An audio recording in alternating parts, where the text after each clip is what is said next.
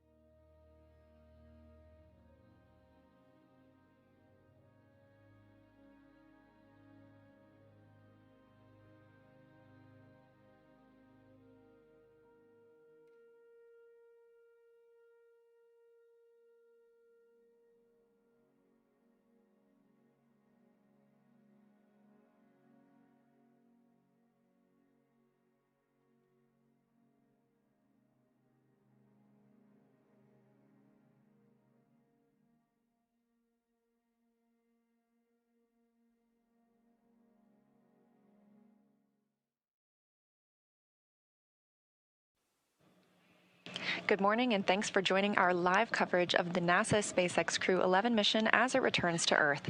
I'm here in Mission Control Houston as the flight control team continues to monitor the return of NASA astronauts Zena Cardman and Mike Fink, JAXA's Kimya Yui, and Roscosmos cosmonaut Oleg Platonov. Crew 11 launched aboard a Falcon 9 rocket to the International Space Station on August 1st, 2025.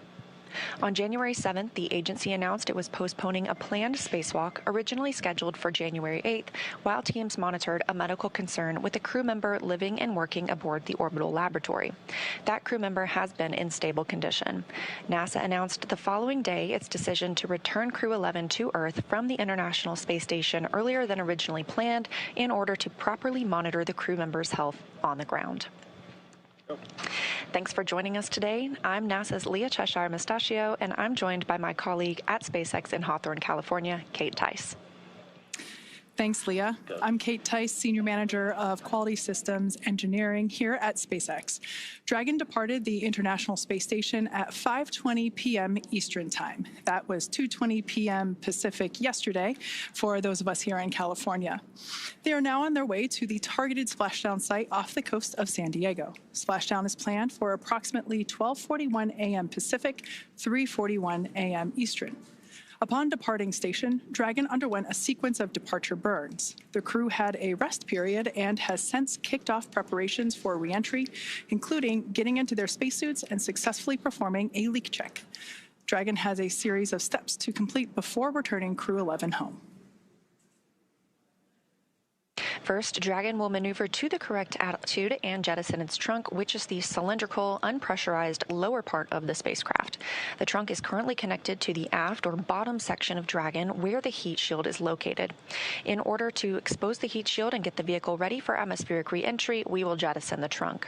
From there, the spacecraft will use its forward thrusters to perform a deorbit burn, which will put Dragon on a trajectory to return to Earth. That deorbit burn uses Draco thrusters on Dragon, primarily the four located on the forward bulkhead, and is executed at the apogee or the highest point of Dragon's current orbit around Earth. This deorbit burn will alter Dragon's path to ultimately line it up to re-enter Earth's atmosphere and splash down off the coast of San Diego.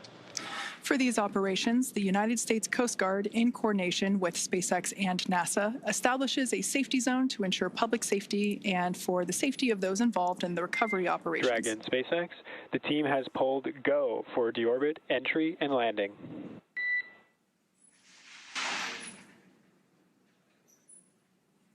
Dragon copies. Go for deorbit, entry, and landing. Great news there from SpaceX Core to our commander, Zena Cardman.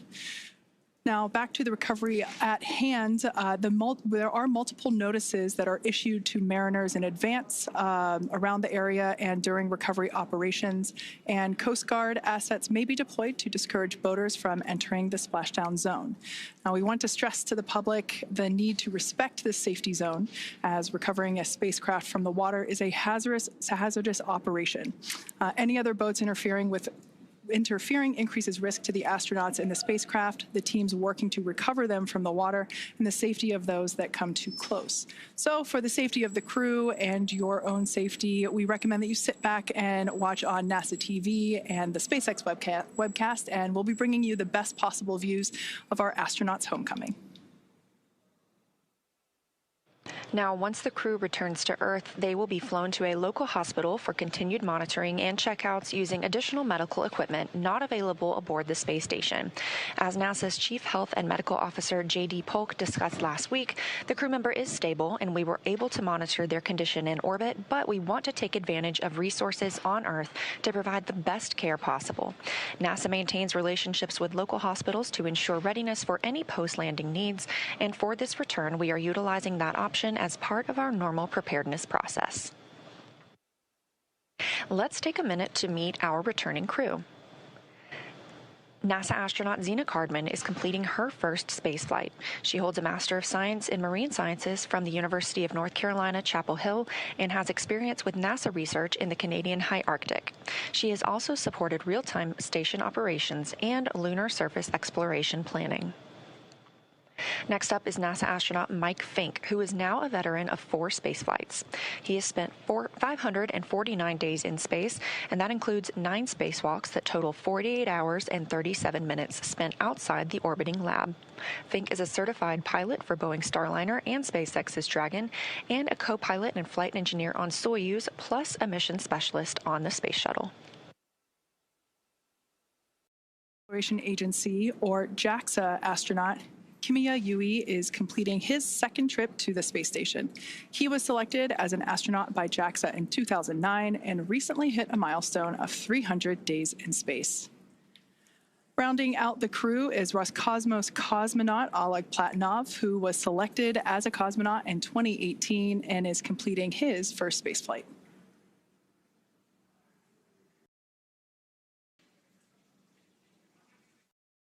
With the Crew 11 departure yesterday, we still have 3 people living and working aboard the International Space Station.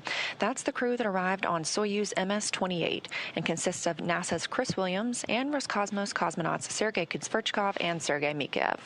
This Soyuz crew is slated to remain on the station until returning to Earth this summer. Ahead of the Crew 11 departure from the International Space Station, NASA astronaut Mike Fink handed command of Expedition 74 aboard the orbital complex to Roscosmos cosmonaut Sergei Kudzverchkov. Crew 12 is currently scheduled to launch as soon as mid-February, and alongside our international and commercial partners, NASA is always evaluating the timeline to include other launch opportunities, and we'll provide more information when that's available. As we mentioned earlier, we have a few final steps that Dragon will perform prior to atmospheric reentry. The slew, or the maneuver to deorbit burn attitude, and then the deorbit burn itself. This deorbit burn is the last time that the forward Dracos, which are the 4 thrusters located on top of the spacecraft, just under the nose cone section, it's the last time that they will ignite for this mission. The deorbit burn will place Dragon on a precise trajectory to return to the splashdown zone. As I mentioned earlier, that is off the coast of San Diego. We expect this burn to commence around 11:51 p.m. Pacific time. It will last about 13 and a half minutes or so. And this is essentially the transition point that Dragon undergoes while it moves from Earth orbit to reentry, atmospheric reentry.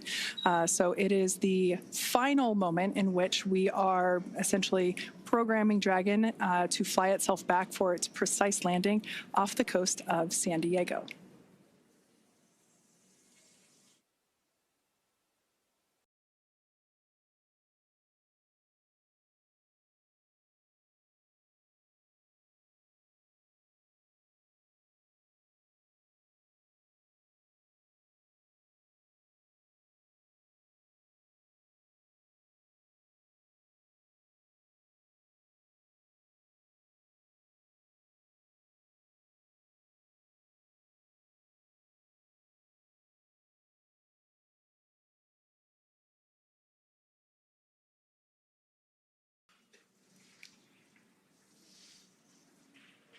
So the view that you saw there moments ago, that was SpaceX Mission Control that's located here in Hawthorne, California, just off to my side. That is where our teams monitor Dragon, checking in on all of its systems to help make sure that the crew has a safe journey. Our team there in Mission Control will be following their progress all along the way. You can see operators there on console or on headset, and there are 6 key positions who are monitoring the health of the vehicle and the crew. The mission director, responsible for mission success, is in charge of the room. And then there's somebody that you've already heard once this morning. That person you'll hear talking to the astronauts throughout our operations today. You see them there on your screen. That is our SpaceX Core, which stands for Crew Operations and Resources Engineer. That is the singular voice to the crew. That person is responsible for translating everything that's going on in mission control around them and speaking and delivering those messages efficiently to the crew on board Dragon. Now, the other positions are focused on specific things like vehicle systems and navigation and control, avionics, software, propulsion, life support, and communications with ground segments.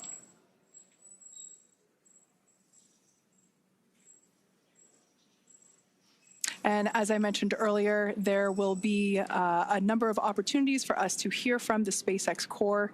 That is the person primarily responsible for communicating to our commander, Zena, and so she will be the person communicating back and forth with our crew here on the ground.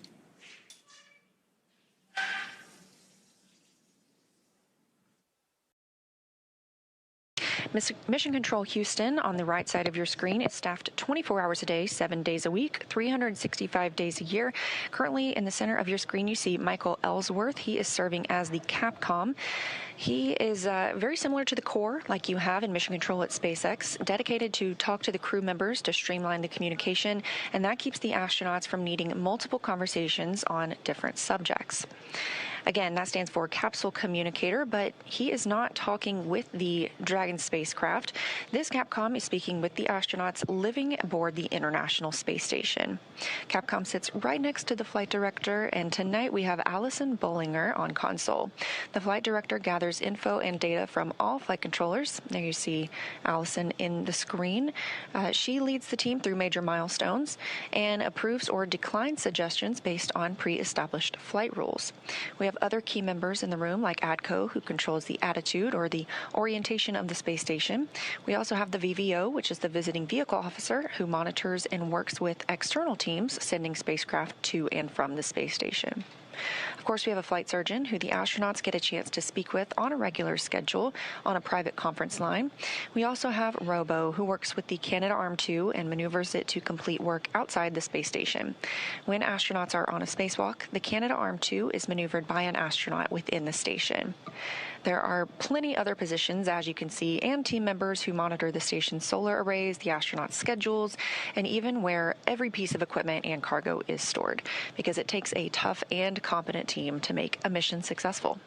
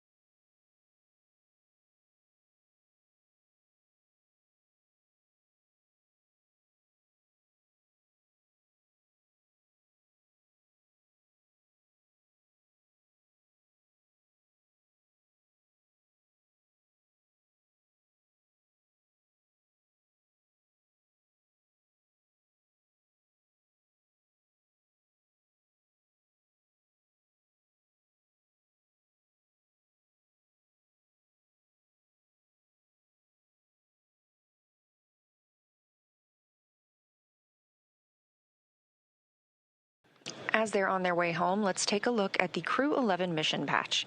This patch was designed by the crew, and its colors celebrate the 3 nations they represent.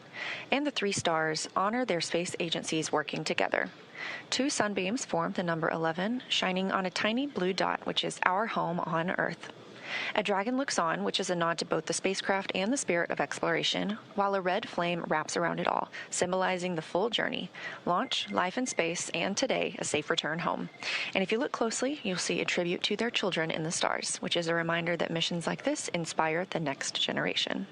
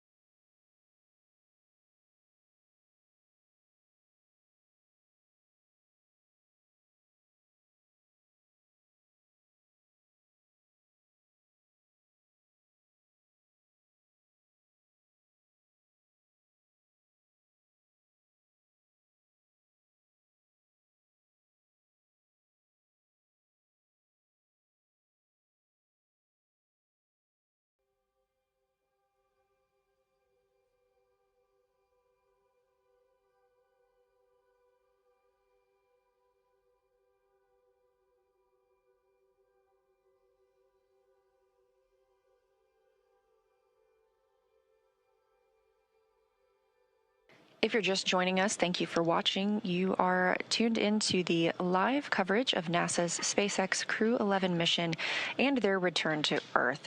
Again, we are expecting their splashdown at approximately 3:41 a.m. Eastern Time, but the next major milestone we're standing by for is the DeOrbit burn. That's at 2:51 a.m. Eastern Time.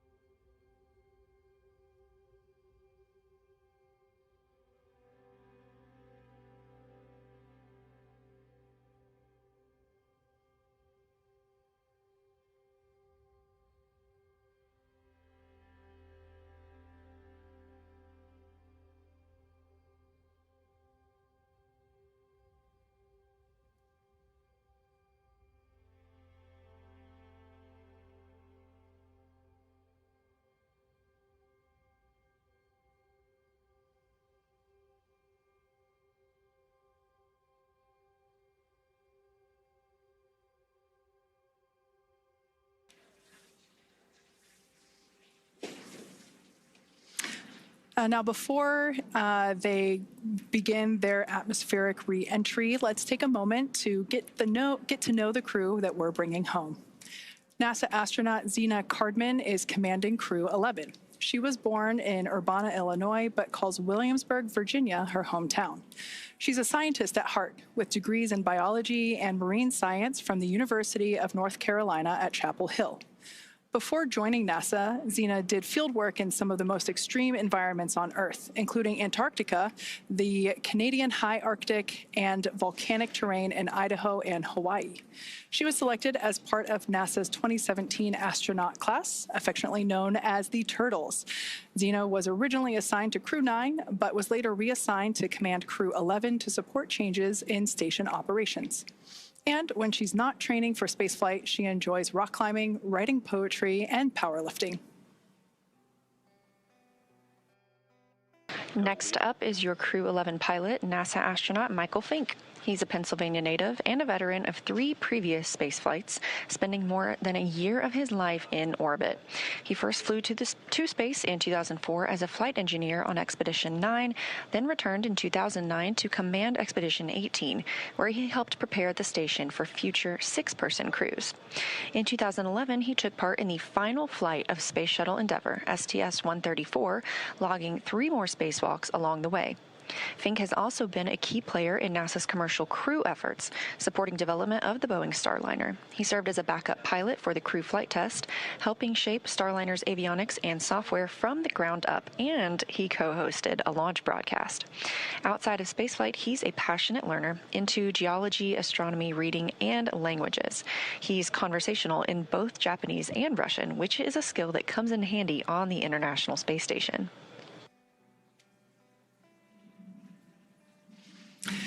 And your Mission Specialist 1 for Crew 11 is Kimiya Yui, representing the Japan Aerospace Exploration Agency, or JAXA.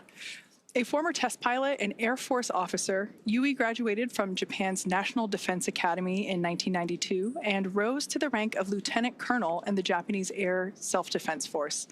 He was selected as a JAXA astronaut in 2009 and made his first trip to space in 2015, spending 142 days aboard the International Space Station as part of Expeditions 44 and 45. During that mission, he made history as the first Japanese astronaut to capture JAXA's H-2 transfer vehicle, a crucial piece of cargo hardware.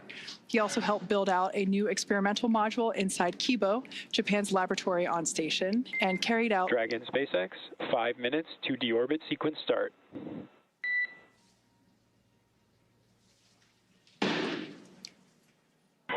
Dragon copies. All right, that was SpaceX Core, just letting the crew know that we're about 5 minutes away from the initiation of that 13-minute deorbit burn. Now, back to Kimiya Yui. He carried out experiments, 21 experiments, in fact, on behalf of JAXA while on board station. In 2016, Yui was named chief of JAXA's astronaut group, and today he's on his way back to space, or excuse me, is on his way back from space. And rounding out the crew, we have mission specialist Oleg Platonov, a cosmonaut from Roscosmos, Russia's space agency, and a graduate of the Krasnodar Higher Military Aviation School of Pilots, where he earned a degree in engineering and the rank of lieutenant. Platonov completed his cosmonaut training in 2018 and was certified as a test cosmonaut that same year. His flight to the International Space Station was launched last year, continuing our chapter in international collaboration. He's married and has 1 child, and Crew 11 was his first journey to space. Again, we are standing by for the deorbit burn, which will bring Crew 11 home, again, splashing off the coast of California approximately 1 hour from now. That's 3:41 a.m. Eastern Time.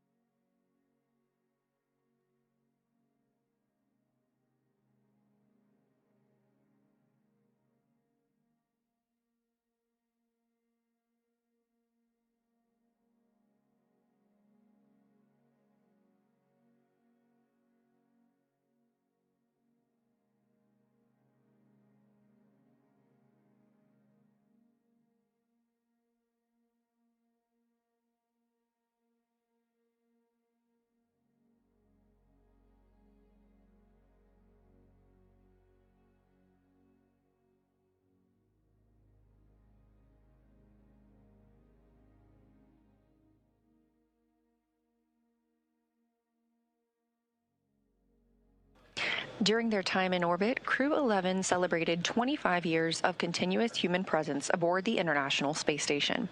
During that time, our unique microgravity laboratory has hosted more than 4,000 experiments from over 5,000 researchers in more than 110 countries, all to help us build the road to the Moon and Mars and understand our universe while helping humanity on Earth. Crew 11 conducted more than 140 unique scientific experiments and technology demonstrations during their stay aboard the orbiting laboratory.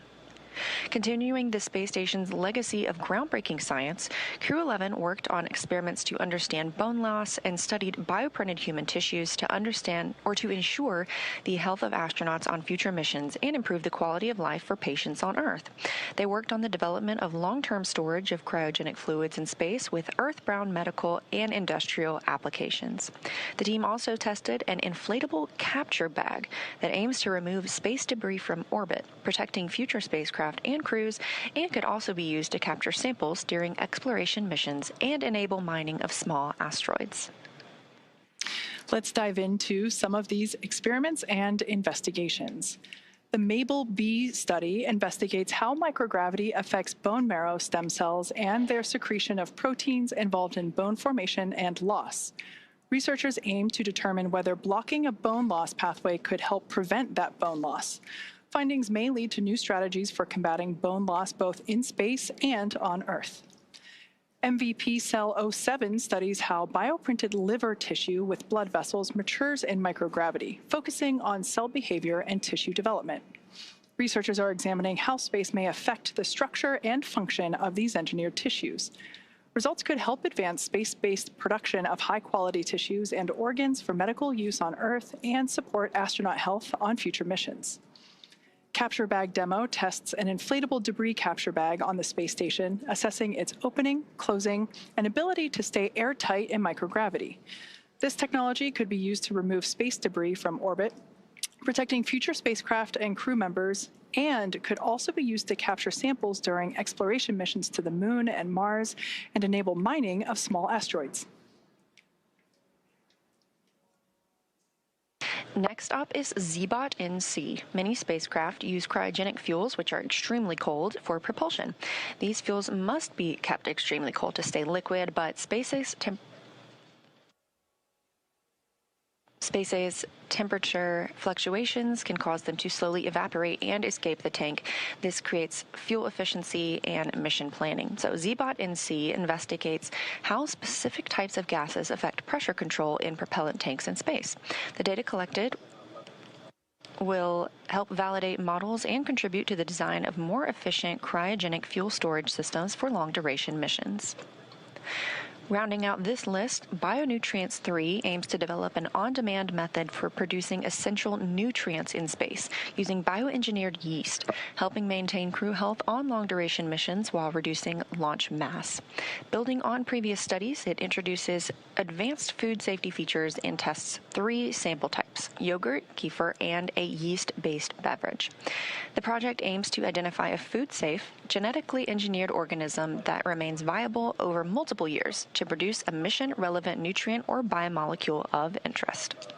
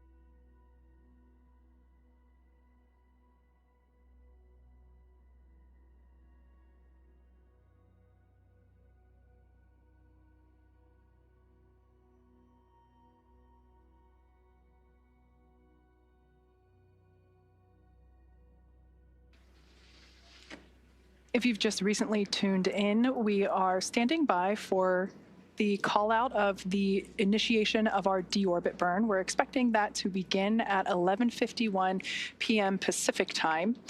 This is a 13.5-minute long burn that positions Dragon for its atmospheric reentry and splashdown off the coast of San Diego. So like I mentioned, we are standing by. That should be coming here in just a couple of minutes as we expect that to initiate at 11:51 p.m. Pacific time.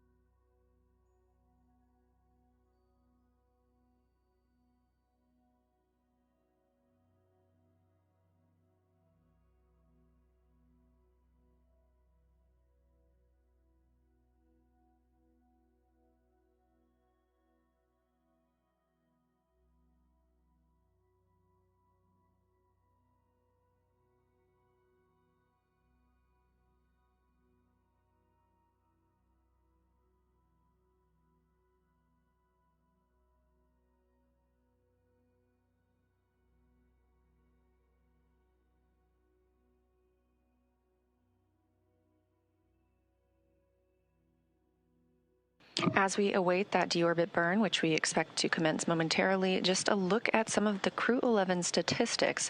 Their mission will last 167 days by the time they splash down, with 165 days spent on the space station.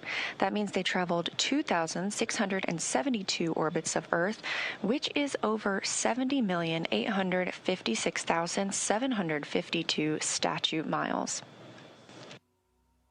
We're hearing about 30 seconds until that deorbit burn start.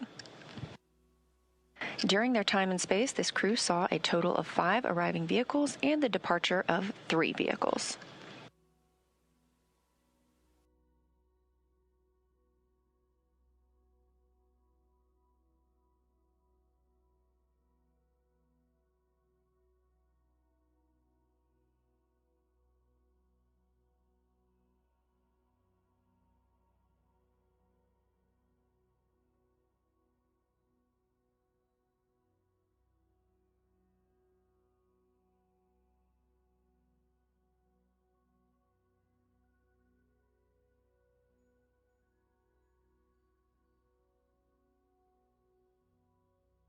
And right on time at 2:51 a.m. Eastern Time, we have confirmation that the deorbit burn has begun. This burn is expected to last over 13 minutes. For these return and splashdown operations, the United States Coast Guard, in coordination with SpaceX and NASA, establishes a safety zone to ensure public safety and for the safety of those involved in the recovery operations, as well as the crew aboard the returning spacecraft. Multiple notices are issued to mariners in advance and during recovery operations, and Coast Guard assets may be deployed to discourage boaters from entering the splashdown zones. We want to again stress to all of the public the need to respect this safety zone. Recovering a spacecraft spacecraft from the water is a hazardous operation, and any other boats interfering increases risk to the astronauts in the capsule. The team's working to recover them from the water and the safety of those that come too close. Now, for the safety of the crew and your own safety, we would love for you to continue joining us on NASA Plus and the SpaceX webcast, because you're going to get the best views of our astronauts on their journey home.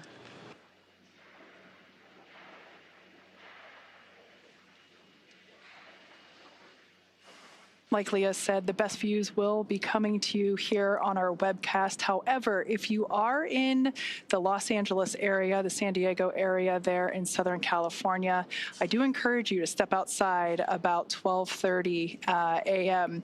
as you might be able to see the spacecraft actually re-entering on its way there back to the Splashdown site. And if you're lucky, you might even hear a sonic boom.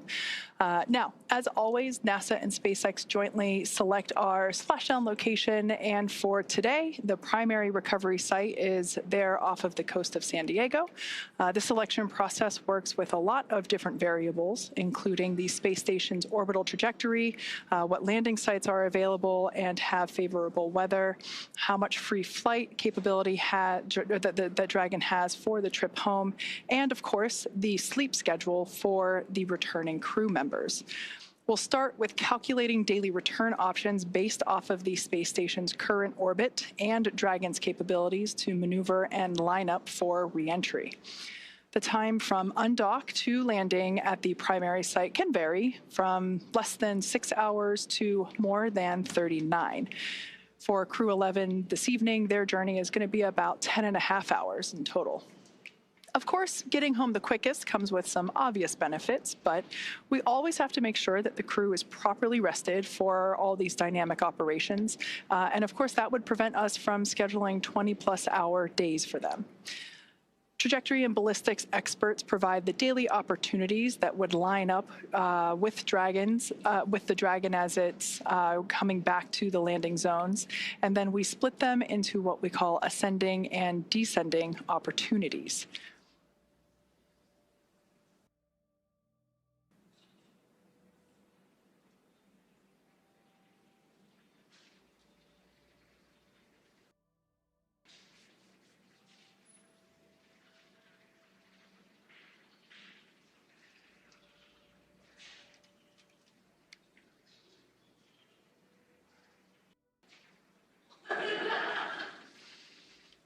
Okay, so we still have a few minutes left to go here in this DeOrbit burn. As I mentioned before, this is the transition of the Dragon spacecraft from Earth orbit to atmospheric reentry. This is lining the spacecraft up for its precise splashdown location there off the coast of San Diego.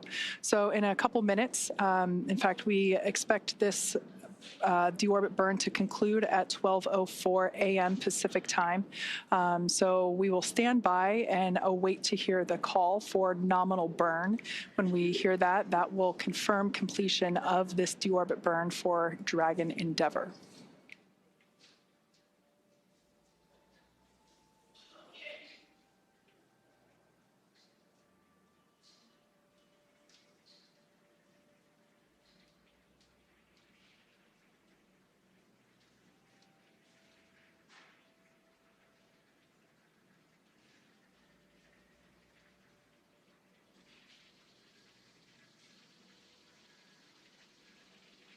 As I mentioned earlier, we will hear primarily the SpaceX core or the crew operations and resource engineer. That is the primary role in mission control that is responsible for communicating with the Crew 11 spacecraft. That individual is seated there on the left-hand side of your screen. That is SpaceX Hawthorne Mission Control. Also seated there, I believe I see my boss, SpaceX Vice President Bill Gerstenmaier, sitting there in the front row. This group of operators are standing by and monitoring Dragon's progress throughout this burn.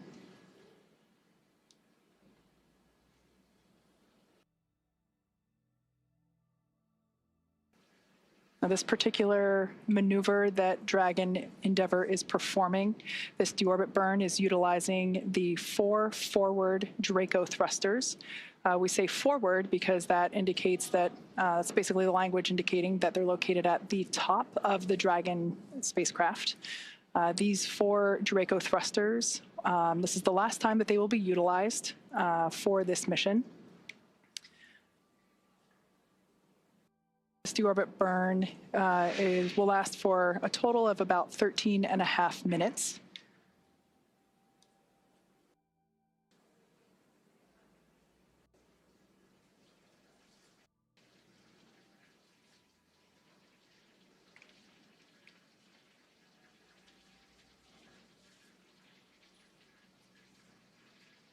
Okay, we still got about 6 minutes left in this deorbit burn.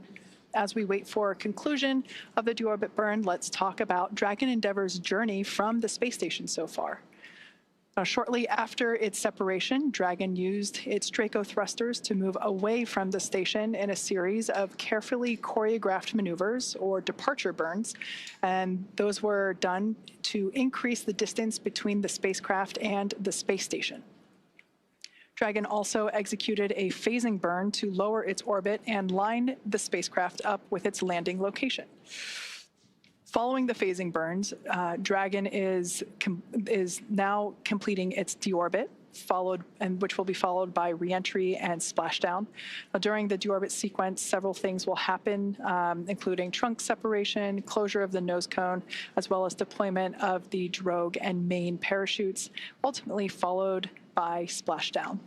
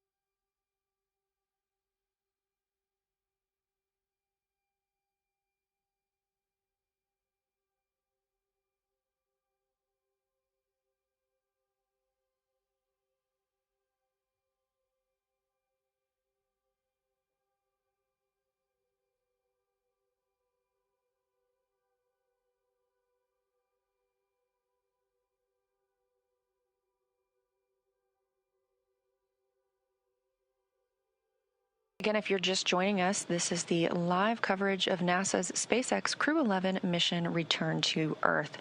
We are currently in the deorbit burn, which started at 1:51 a.m. Central Time, 2:51 a.m. Eastern Time. It's expected to last approximately 13 minutes, so we still have about 4 more minutes left of this burn.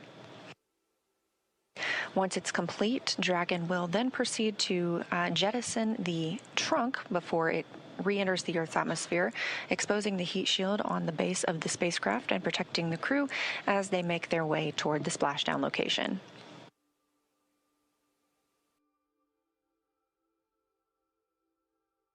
And we are anticipating splashdown at 3:41 a.m. Eastern, 2:41 a.m. Central Time off the coast of California.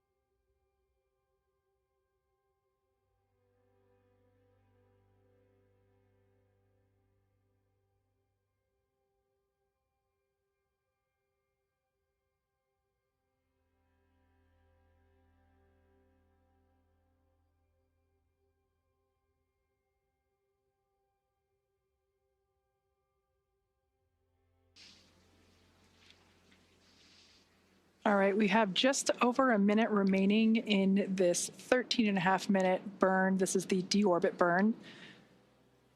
This is the final burn for the forward Draco thrusters. It is placing Dragon on its final trajectory to the Splashdown location off the coast of California. We're targeting one of our 3 pre-designated locations. This one will be just off the coast of San Diego.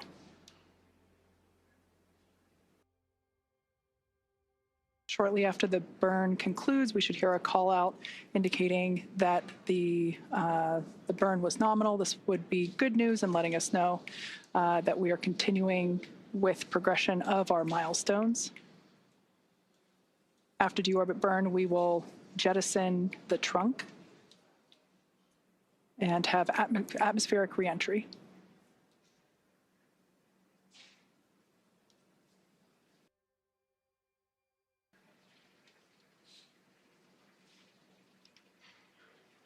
All right, so there's about 10 seconds left in this burn, so we're going to stand by and listen for that call out.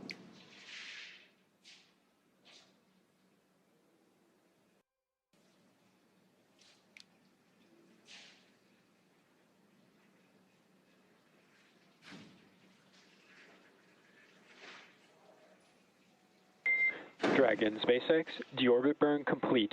Performance nominal. Trunk separation initiated. Dragon copies. Nominal deorbit burn. Trunk separation process initiated. Okay, good words there from SpaceX Core, letting our Crew 11 team know that the deorbit burn was as expected. Now, to prepare for these upcoming events, Dragon is currently doing a couple of things autonomously, such as isolating the thermal control system fluid loops from the radiator. This system is what will help keep the internal temperature of Dragon comfortable during the crew's reentry. Dragon is also initiating separation of the claw mechanism, which will terminate all data, power, and fluid connections between the spacecraft and the trunk, and that is all done in preparation for trunk separation. Nominal trunk jettison. Dragon copies.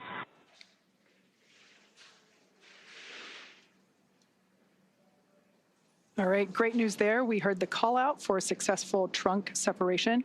So that means that telemetry is looking good. The nitrox system is primed for cabin and suit cooling, and the heat shield is exposed and ready for atmospheric entry. Now, since we separated the trunk, we are no longer able to generate any new power, but we don't need to since we're coming on home and Dragon has more than enough battery power already stored. So the next milestone that we have coming up is nose cone closure. We expect that at approximately 12:09 a.m., so here in about 3 minutes. The nose cone is at the top of the spacecraft, and it is the structure that protects the docking system as well as the guidance, navigation, and control system. We'll be using 12 hooks to lock and secure the nose cone prior to its atmospheric entry.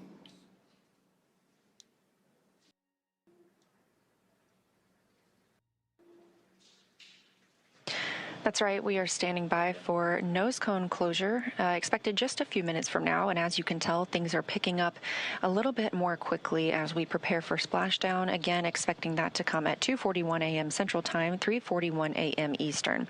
So right now, Dragon is inhibiting those forward bulkhead Draco thrusters. We just used those to complete the deorbit burn, meaning they will not fire again, and ensuring it's safe to latch the nose cone for reentry.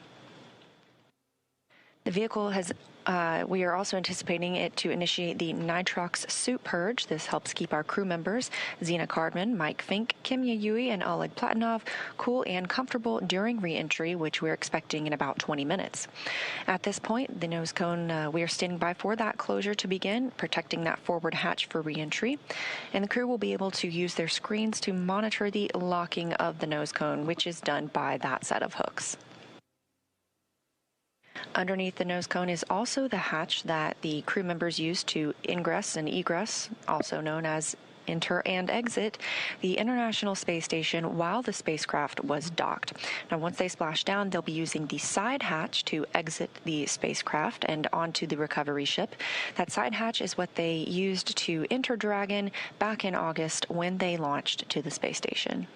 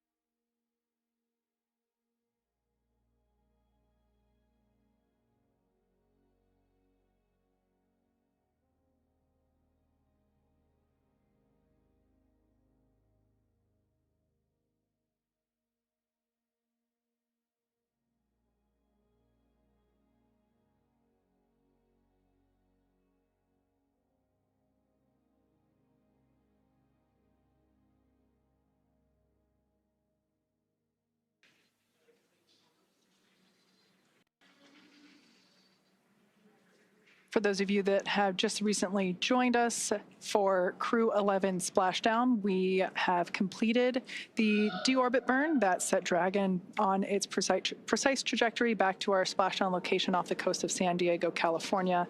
We've also jettisoned the trunk, and we've just closed the nose cone. So these are the final physical changes for the Dragon spacecraft prior to its atmospheric entry. And we expect that entry period to begin about 12:30 a.m. Pacific time, so in about 20 minutes or so.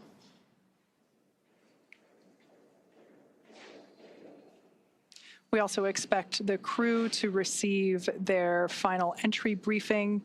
This is where the SpaceX core will communicate any changed details, such as timeline shifts to the anticipated loss of signal and acquisition of signal, as well as the entry period. We should also find out what the wave height and wind speed is there at the splashdown location. But when I was coming into work this evening, I did see some stars outside, so hopefully that's a good indication that we've got some smooth seas out there awaiting the crew.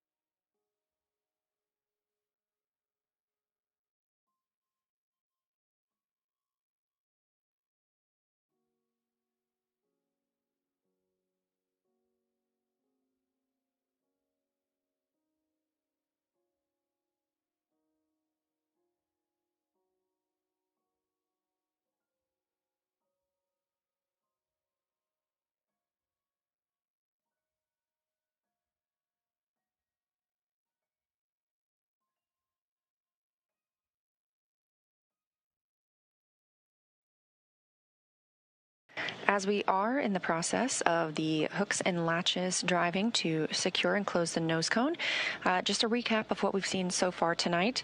The spacecraft undocked from the International Space Station earlier today.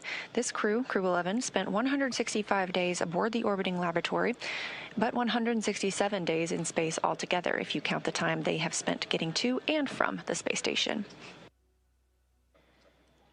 At 1:51 a.m. Central Time, 2:51 a.m. Eastern, the spacecraft executed the DeOrbit burn. That was an approximately 13-minute-long burn, committing the spacecraft to coming home and splashing down off the coast of California.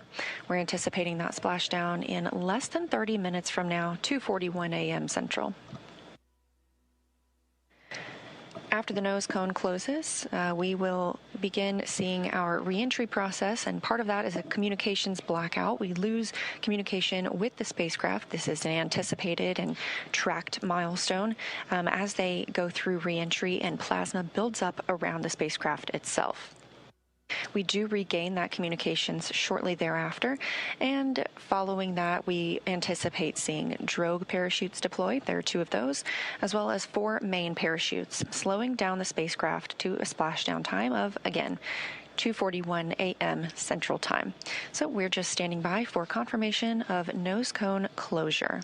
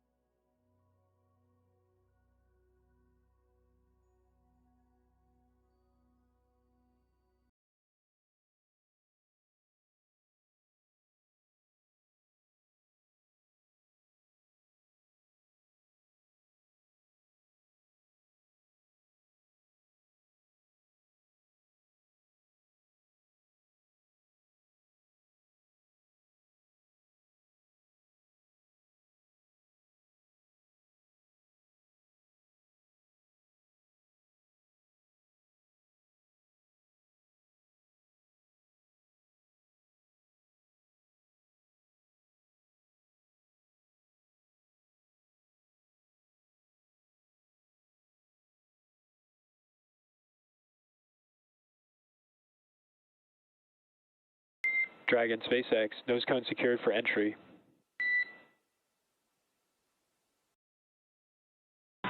Dragon.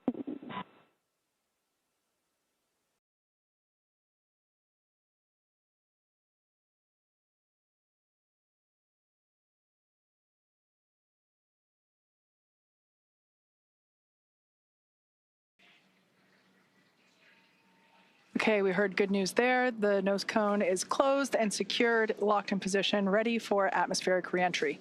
Now, as we begin the second half of entry, Dragon has begun to inject cooled nitrox or nitrogen-oxygen mixture into the air, being delivered directly into the suits worn by the crew.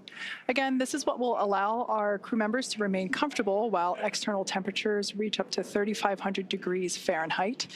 Meanwhile, the heat shield is pointing forward, essentially leading Dragon to our landing site just off the coast of San Diego, which is important as it will be doing a lot of the work during this reentry. So let's talk a bit more about the heat shield.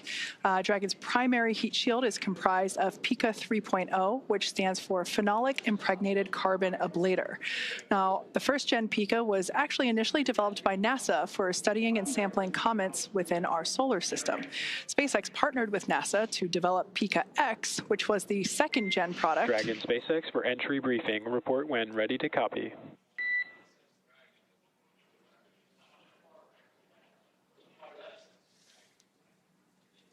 Ready to copy. Okay, starting with timeline. We're completely on time for the previously briefed timeline. Splashdown period displays at 0841 Zulu. COM blackout start 0828. Blackout end 0835. How copy?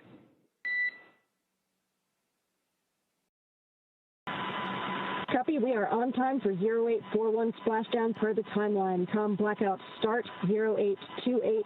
COM blackout end 0835. That's a good readback.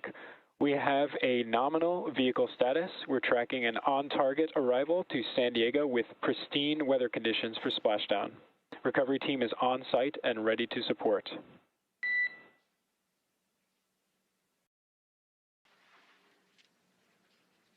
Dragon copies. Nominal vehicle, excellent weather, and teams are ready to support. And with that, please report when tablets are secure, restraints are tightened, and visors are down.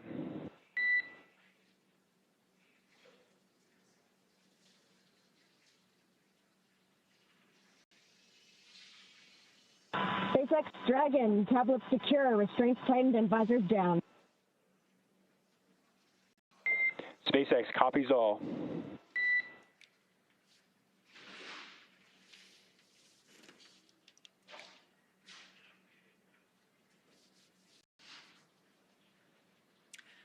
All right, so as expected, that was our entry brief to the crew, letting them know that there were actually no updates to the anticipated timeline this morning. So that's great news. Everything is looking well on timed with our anticipated timeline. So as we mentioned before, we expect our anticipated loss of signal to occur around 12:28 a.m. Pacific. So in just about 8 minutes from now, we will have, we anticipate that signal to be regained or anticipate that signal to be acquired again at 12:35 a.m. Pacific time. Now, sometimes we are able to hail the crew a little bit earlier than that. Sometimes we get those communications back. And then once again, splashdown at 12:41 a.m. Pacific. So again, if you're in Southern California, head outside and look up.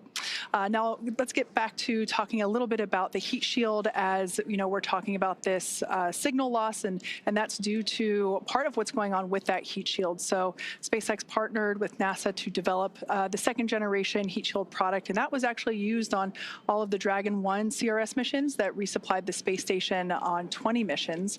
Then fast forwarding to PICA 3.0, that was developed specifically for use on Dragon 2 crew and cargo with enhanced structural and thermal properties that optimized the heat shield and drove down cost and mass. So the remainder of Dragon is composed primarily of a SpaceX proprietary ablative material. That's another class of thermal protection, which is lighter weight versus PICA and protects the underlying composite structure during the reentry phase, and that's to ensure the structural capabilities of the spacecraft are maintained. Now, while Dragon will experience temperatures over 3,500 degrees Fahrenheit peak during those peak reentry reentry conditions, the characteristics of the thermal protection systems, or TPS as you hear it called, coupled with the environmental control and life support, or egress, that system pressurized will be pressurizing the interior, and all those combined will ensure that the crew will stay cool and comfortable during all phases of reentry through splashdown. SpaceX Dragon, okay, so opening seat 3 visor just to adjust glasses. Dragon, SpaceX, can you repeat? Temporarily opening seat 3 visor to adjust glasses. Copy, adjusting glasses. Your go for that. Okay, so that was important to note there because our commander, Zena Cardman, had already reported back that all visors were down and in the locked position ready for atmospheric reentry, but one of our crew members had to adjust their glasses. So she did a good job there in reporting back to SpaceX Crew to let them know that one of the crew members had to reopen momentarily. Visors are down. We copy. Visors are down. 5 minutes until predicted COM blackout. See you on the other side at 0835.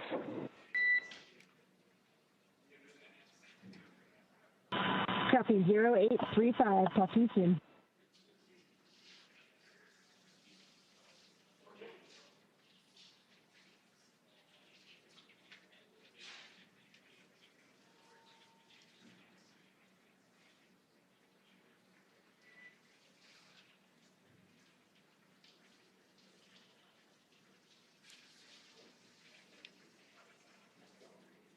Okay, so as we have been saying, everything that Dragon and the crew on board does is carefully choreographed, not just the maneuvers that the spacecraft is executing, but the communications between our crew here on the ground and our crew in space. So, Leah, we can see all of that being perfectly demonstrated with what's going on now.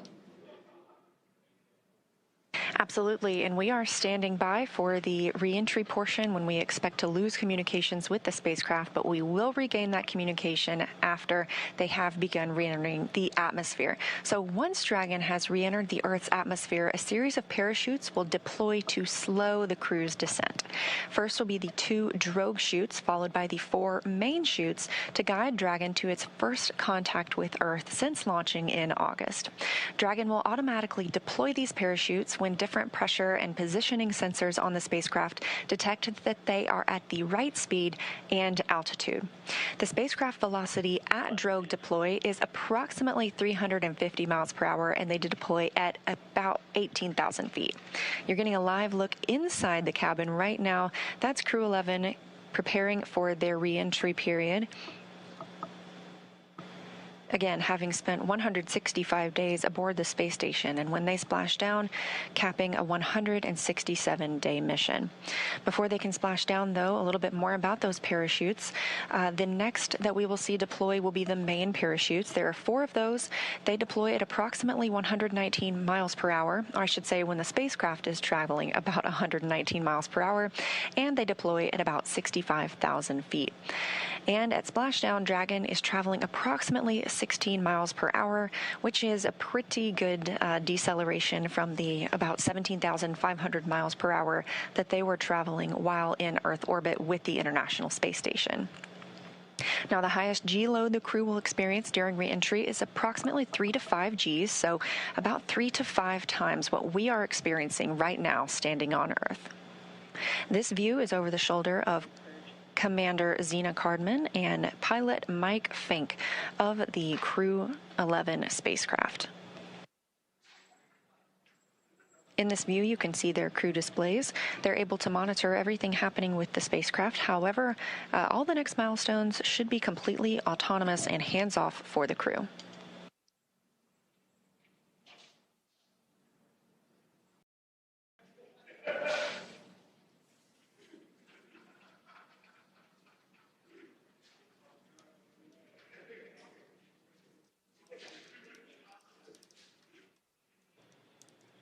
We can preview the fact.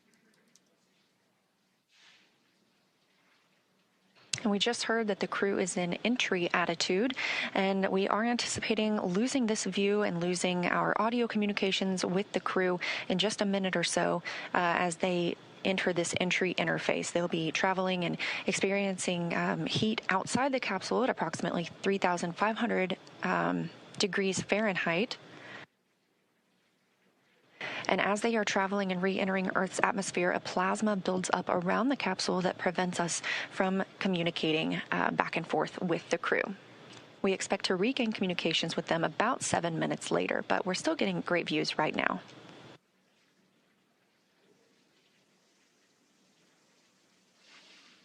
I love this view over their shoulders because you can see what our pilot and commander can see. They're continuing to follow along with Dragon's progress.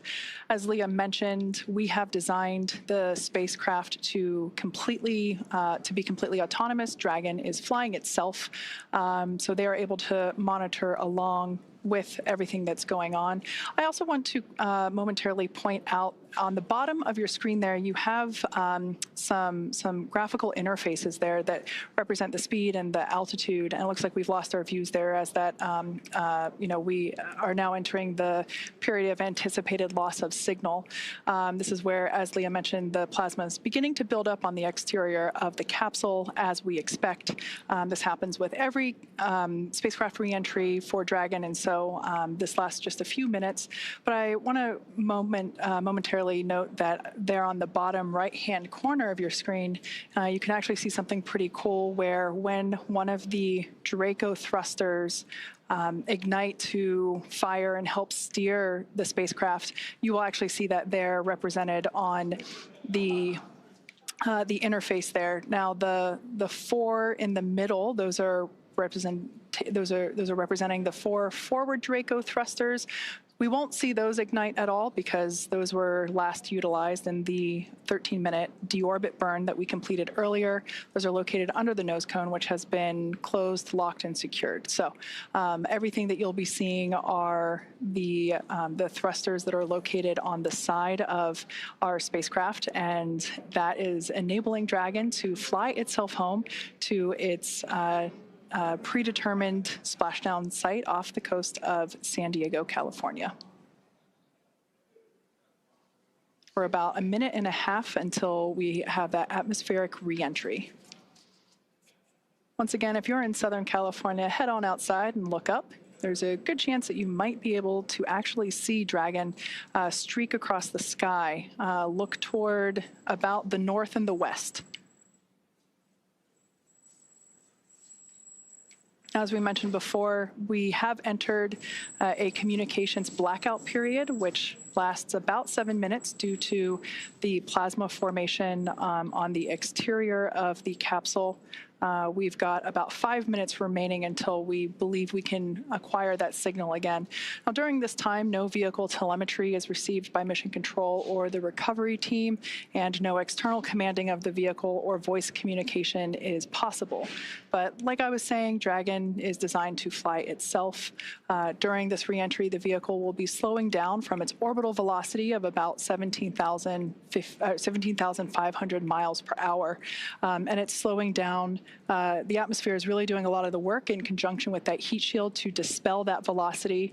That results in heat, and that is why we have this plasma building up on the exterior of the spacecraft.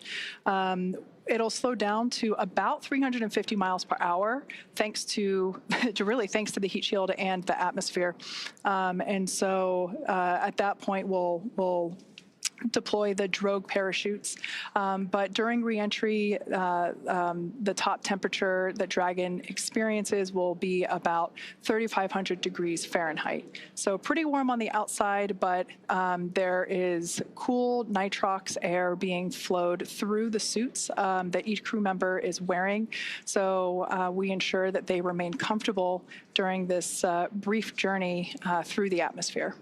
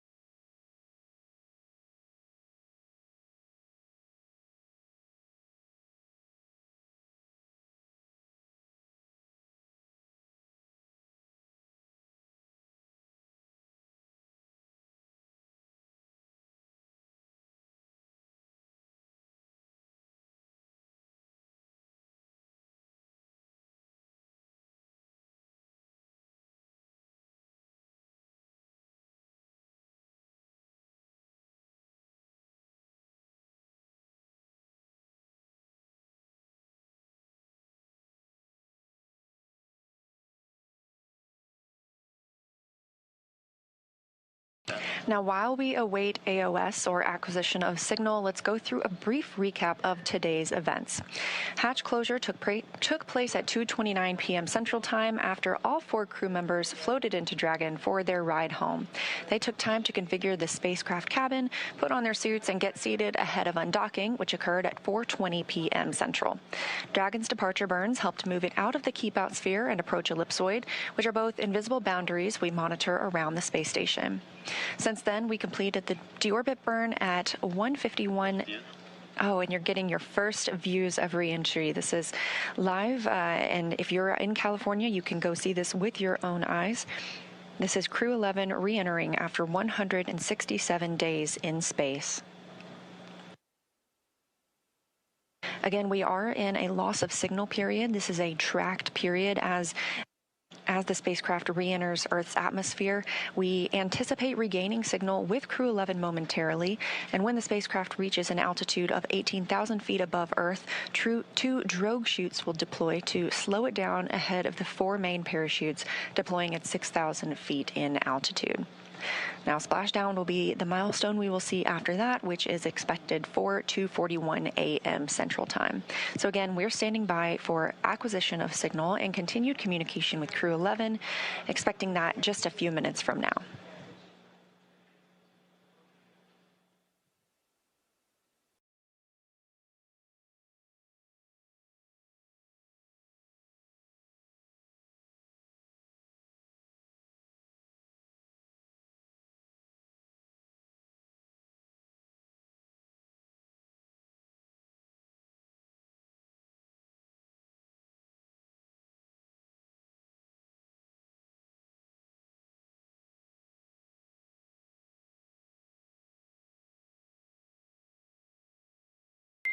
Dragon SpaceX, comm check. SpaceX Dragon, loud and clear. We have you the same, loud and clear. Expect automated chute deployment. Copy, automated chute deploy expected.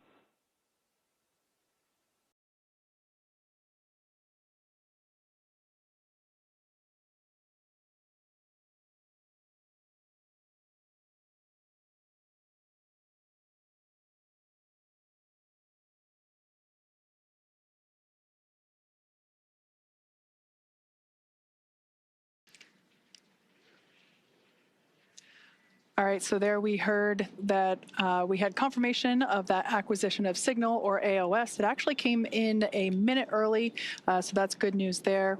We heard the core inform the crew to expect drogue parachute deployment that happens when Dragon senses the right speed and altitude. So that's roughly about 350 miles per hour and around 18,000 feet in altitude. There we have a view from... GPS converged. Expect nominal altitude for drogue chute deploy. Dragon copies, expecting nominal altitude.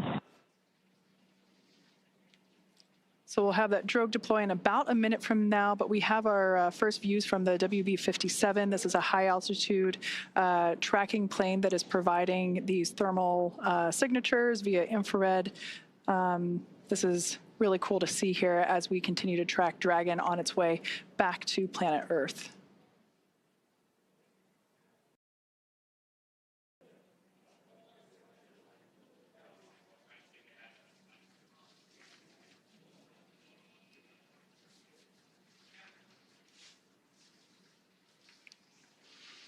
So momentarily, we expect for visual and... Brace for drogue window. Crew brace.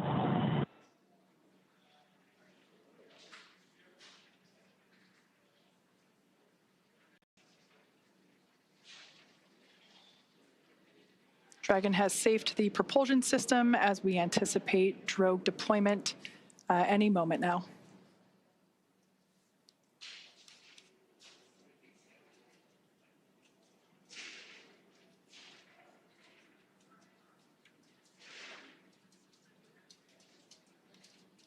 Drogue parachutes are utilized to stabilize and decelerate the vehicle further prior to deployment of the main parachutes.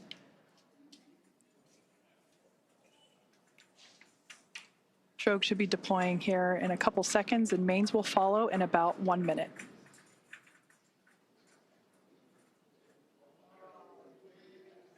There we have visual confirmation of Drogue deploy. Visual, 2 healthy drogues. Kind of a cool shot. Copies. I think we had the recovery vessel in the background there just momentarily. Main parachutes deploying in about 20 seconds.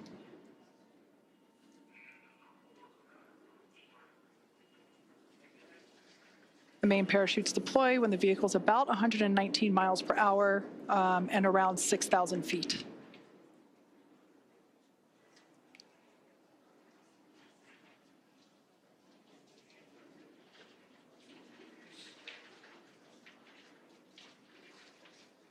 There we can see visual confirmation of deployment of the 4 mains. Visual, 4 healthy mains.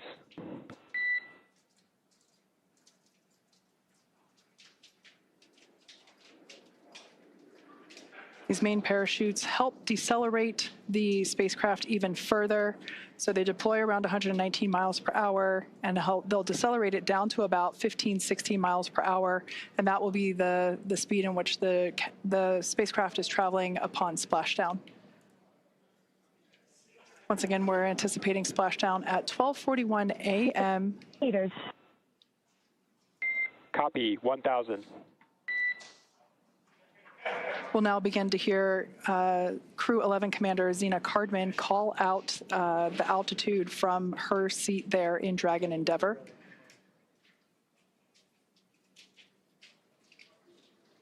SpaceX's mission control team in Hawthorne continues to report the precise landing coordinates to the recovery team. 800. Copy, 800.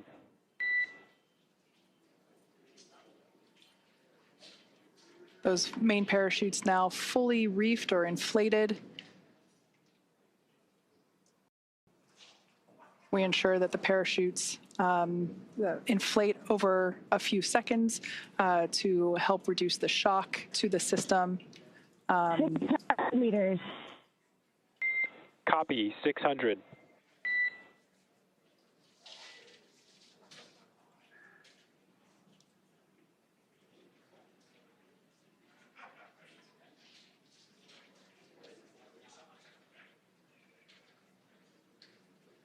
All around great views of Dragon Endeavour as it continues its way back to Earth.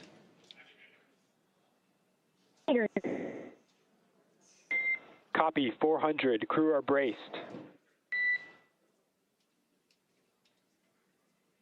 Standing by for splashdown.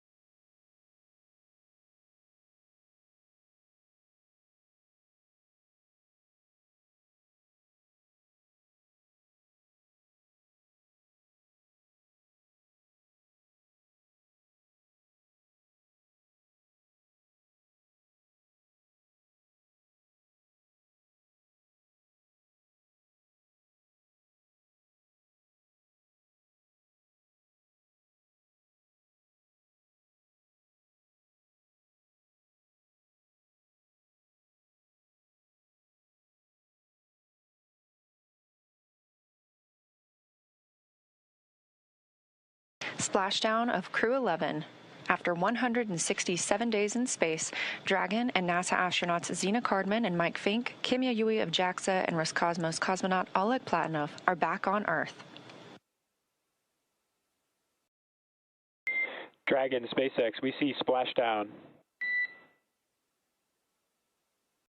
SpaceX Dragon, copy, concur. Splashdown and mains are cut. We are in 4.800. SpaceX copies, and we see the same. Mains cut. On behalf of SpaceX and NASA, welcome home, Crew 11. SpaceX Dragon, it's so good to be home. With deep gratitude to the teams who got us there and back.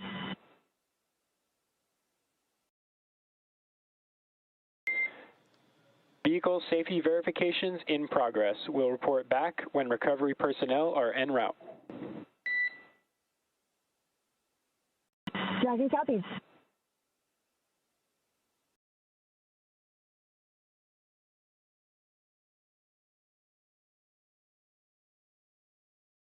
Again, we have splashdown of NASA's SpaceX Crew 11 mission, a 167-day mission, 165 of those being spent on board the International Space Station, now splashing down off the coast of California. That splashdown coming right on time at 2:41 a.m. Central Time. The SpaceX recovery ship and team has been waiting for Dragon splashdown, and they will now begin making their way to the splashdown location.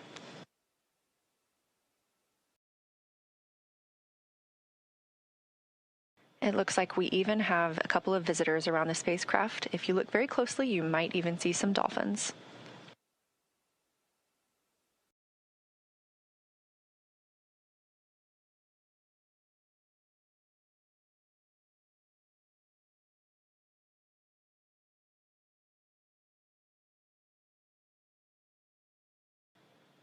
Again, a return by the books for Crew 11, having splashed down at 2:41 a.m. Central Time off the coast of California.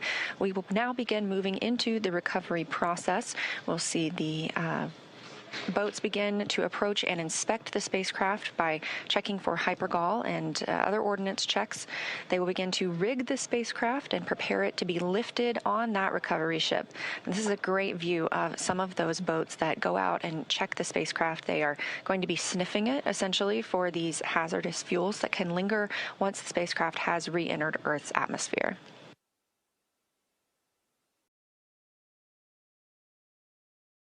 SpaceX Dragon, 4.800, Section 3. We are in Stable 1.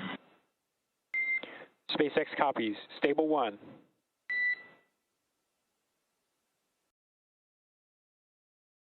That's the voice of NASA astronaut and commander of Crew 11, Zena Cardman, reporting back that they are working through their procedures and that the capsule is in Stable 1, which is the position that you see on your screen here, where it is upright in the water. This is just what we were hoping for, and again, it's been a completely nominal and by-the-books return for the crew today.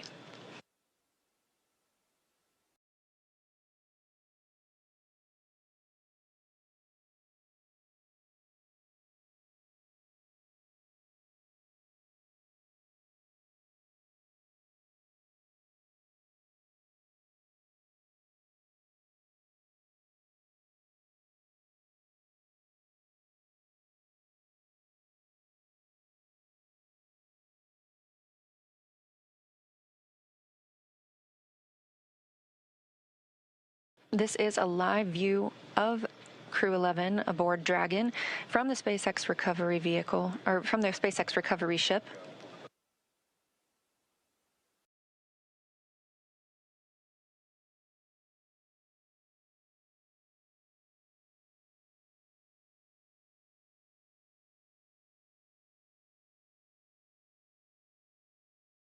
And this day for the crew started about 10.5 hours ago when they undocked from the International Space Station.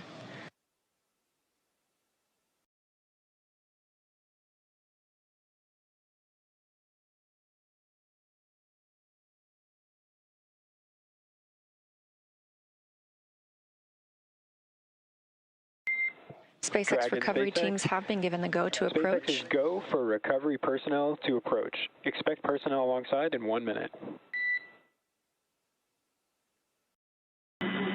Copy, 1 minute. Thank you.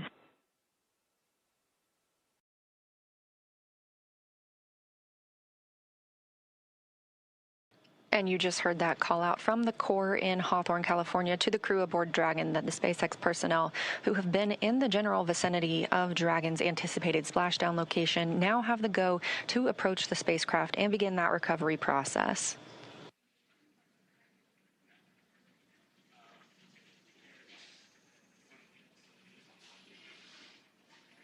All right, so as we heard, we are now standing by for recovery of the Dragon Endeavour spacecraft with NASA astronaut Zena Cardman and Mike Fink, Kimia Yui of JAXA, and Roscosmos cosmonaut Oleg Platonov, who are inside that spacecraft that you see there.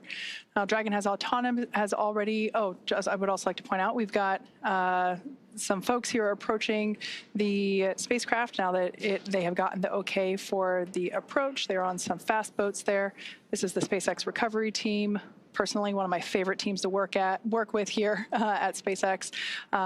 They're a really scrappy crew, and they're going to work really quickly here to get the Crew 11 team out of the water. And it's always a lot of fun to watch these operations proceed. Now, Dragon has already autonomously completed several steps to safe itself following splashdown. For those of you that perhaps just joined us, the return has gone very smoothly so far, as Leah had mentioned. The Dragon successfully splashed down off the coast of San Diego, California at 12:41 a.m. Pacific time, 3:41 a.m. Eastern time. Approximately 10.5 hours prior to splashdown, Dragon autonomously undocked from the International Space Station, completed a series of departure burns, jettisoned its trunk section, and performed its final burn, which was the DeOrbit burn, and that placed itself on a trajectory toward Southern California, specifically off the coast of San Diego. So Dragon successfully re-entered the Earth's atmosphere, followed by deployment of its parachutes to slow the spacecraft down to a gentle splashdown. So we're now going to follow the final part of the crew's journey as the Dragon spacecraft is lifted out of the water and placed on the recovery boat. So we see here the recovery team beginning to prepare. One of the most important steps will be to Dragon SpaceX, hypergol sweeps and unfired ordnance checks, nominal. Rigging in progress, approximately 25 minutes until capsule lift. Stand by for PMC. The next call you hear will be from SpaceX flight surgeon on Dragon to Ground Private. Dragon copies. 25 minutes until lift. Standing by for PMC. All right, we heard there that the crew will have an opportunity for a private medical conference with the flight surgeon. That is standard for all of our crew returns. That will be done on a private channel. Great view here from the drone. This is our first look at the front side of Dragon Endeavour. I love this view because you can see the lights on the inside. This crew member here is actually on the capsule, beginning to place the rigging required for the lift onto the large recovery vessel. This takes a few minutes to essentially lasso and wrangle the Dragon capsule as it gently bobs there in the water.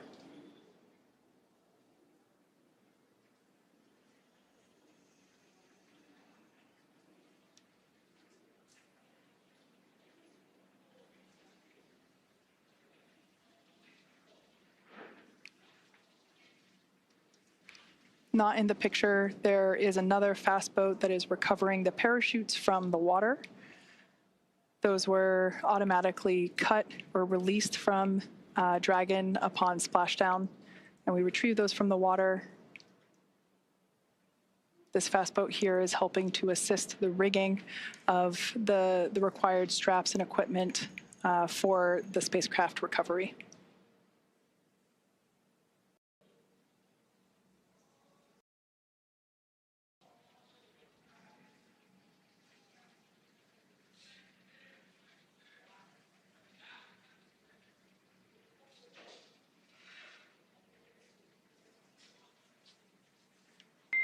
Dragon SpaceX, Dragon to Ground is no longer privatized. Dragon copies.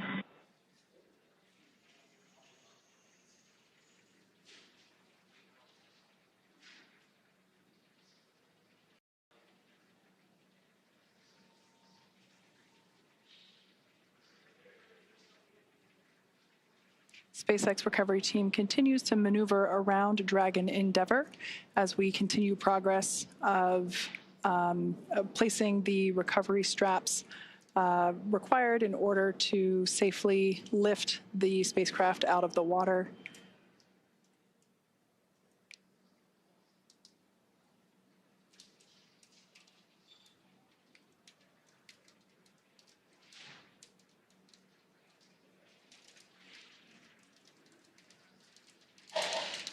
Something we heard called out earlier prior to the closest approach that we see now was completion of the safety sweeps. That was just indicating that the recovery team performed the required checks to ensure that there weren't any unfired pyros, which are used to... Dragon, be advised, transitioning forward link. Comm will be unavailable for approximately 5 minutes.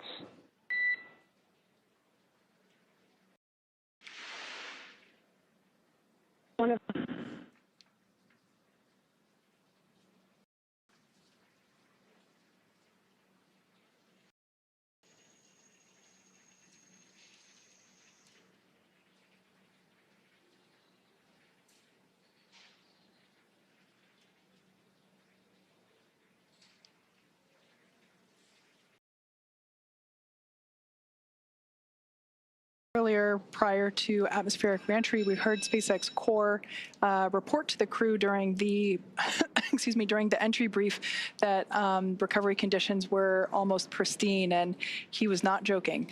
It seems that the weather, the waves are pretty smooth out there.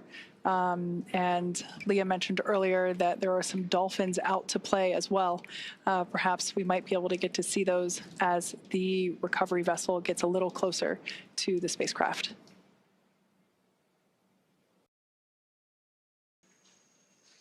On your screen now are our operators at SpaceX Mission Control. They continue to monitor Dragon Endeavour during these recovery operations, as well as communicate directly to the recovery team. Everything is carefully coordinated within our procedures, and here you see folks that are responsible for individual portions to ensure that everything is executed as planned.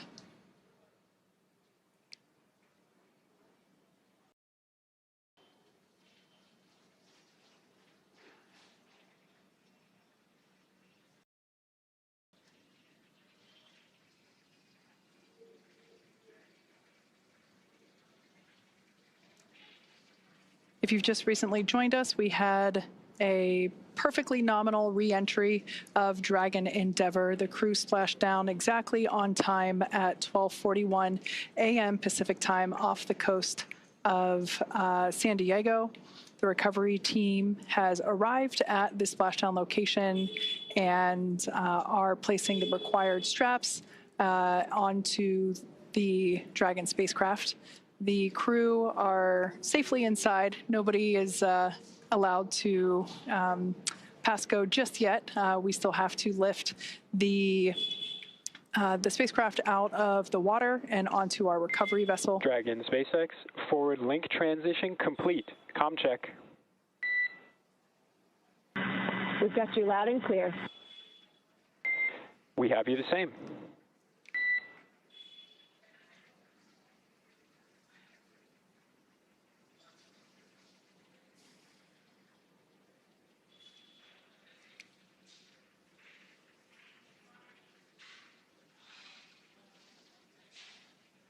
Hopefully we'll be able to bring those views of the recovery team back.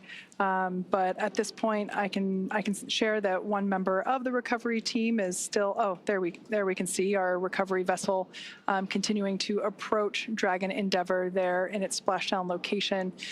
We still have one recovery team member working to apply the rigging to the capsule. You can see that work ongoing there. As we've seen, this involves climbing on top of the spacecraft itself to attach these hoist rings and connect the lifting lines. Overall, the progress tonight has been very smooth and very rapid. Depending on the sea state, it can take us a little bit longer, but things are really smooth this evening, and the recovery team is very efficient. It takes us less than an hour to raise Dragon onto the recovery vessel and remove the crew from the spacecraft. After initial medical checkouts, the crew will return to land within 4 hours by helicopter. So everything continuing to proceed as scheduled and as anticipated.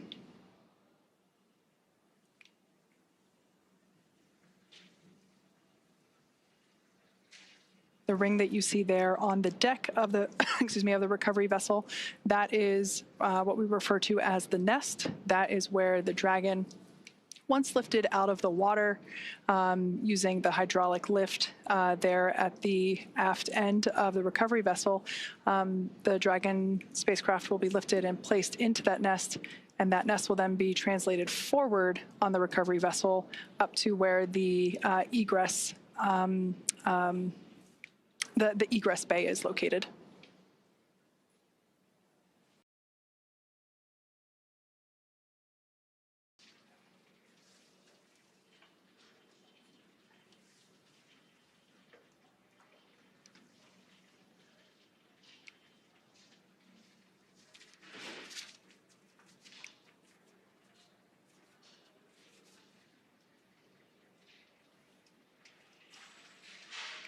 Yeah, so this is a great view there of the recovery team member that is responsible for placing the hoist straps and the rigging required to lift the excuse me, the Dragon spacecraft out of the water, along with the recovery team members located in the fast boat, helping to provide the necessary light, as this is obviously a nighttime splashdown operation.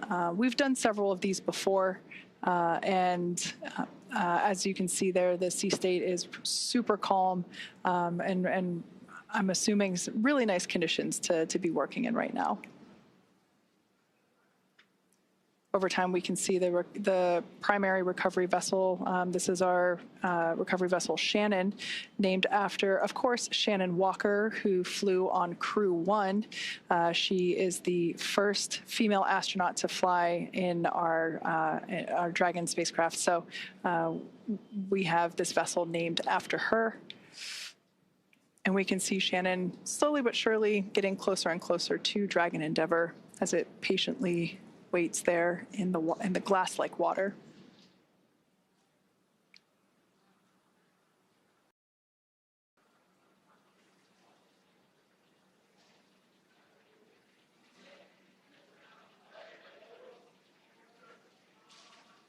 Once all the required straps and rings are in place and the recovery vessel is in its location and everything is attached, we'll actually see that recovery team member jump off from the capsule and into the water. It's one of my favorite moments of the recovery process.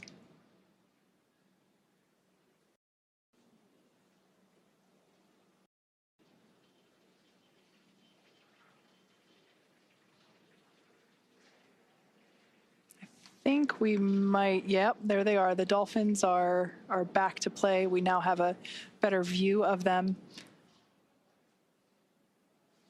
I'm sure they're very intrigued by all the lights that are in the area here in the middle of the night in Southern California.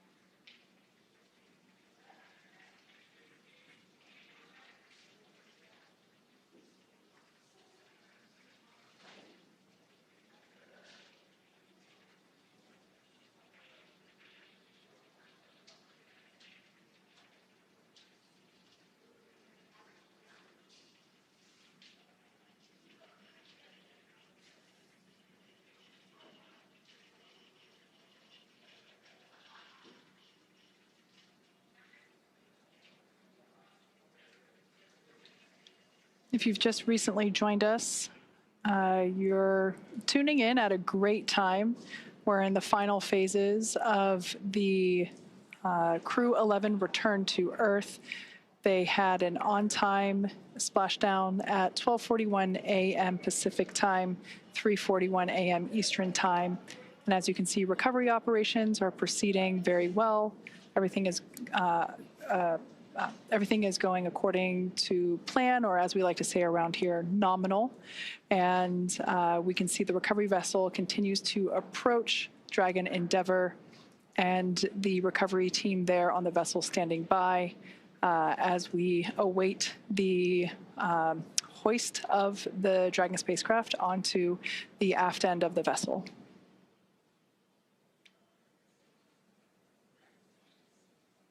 I can say once we make the final approach here to the Dragon spacecraft, the hoisting actually happens.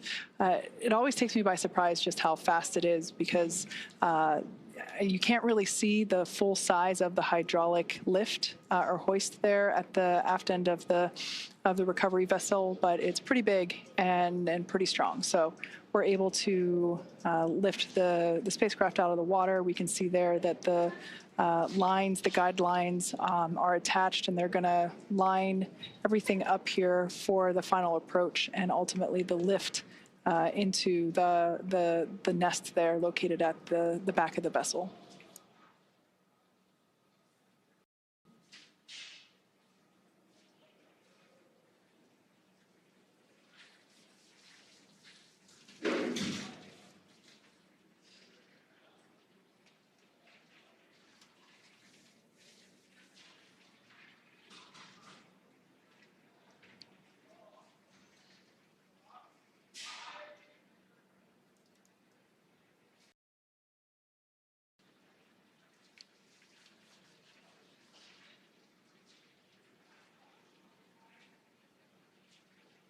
So we can see Dragon Endeavour, the gap is closing between Dragon Endeavour and our recovery vessel Shannon. Once again, we had an on-time splashdown off the coast of San Diego, California, that occurred at 12:41 a.m. Pacific time.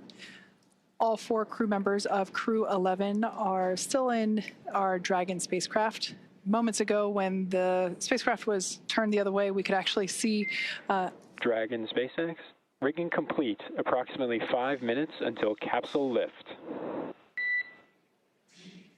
Dragon copies. 5 minutes to lift.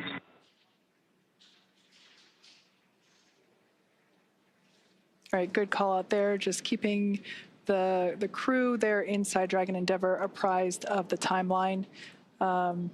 While there are windows, it is a little hard to see exactly everything that's going on outside of those windows at this point, as there is quite a bit of action as we have been following along.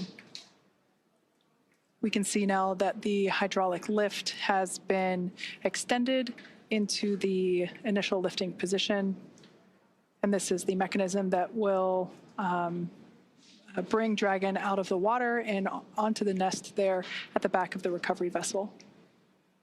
We'll also see the recovery team member. I think you can still, yeah, you can still see them there on the front.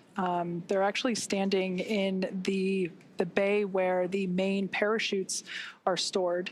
That's quite a large bay. Now they're climbing up to the top, and shortly we'll see them make some final adjustments and a final graceful flying departure from Dragon Endeavour.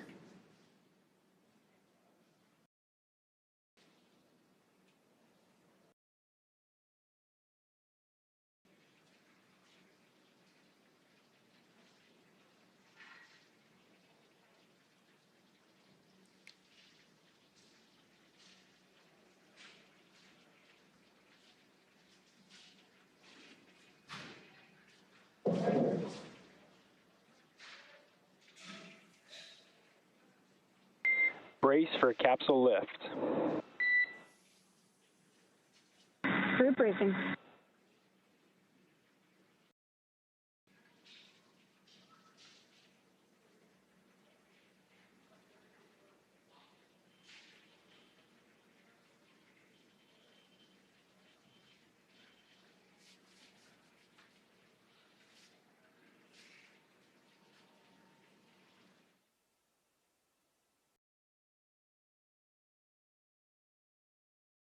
Now, as you can see, the recovery teams are preparing to lower the vessel's hydraulic lift mechanism, and that's going to bring the spacecraft into the on-deck translation system, also known as the nest. Dragon will remain in the nest during crew extraction and then for the journey back to port.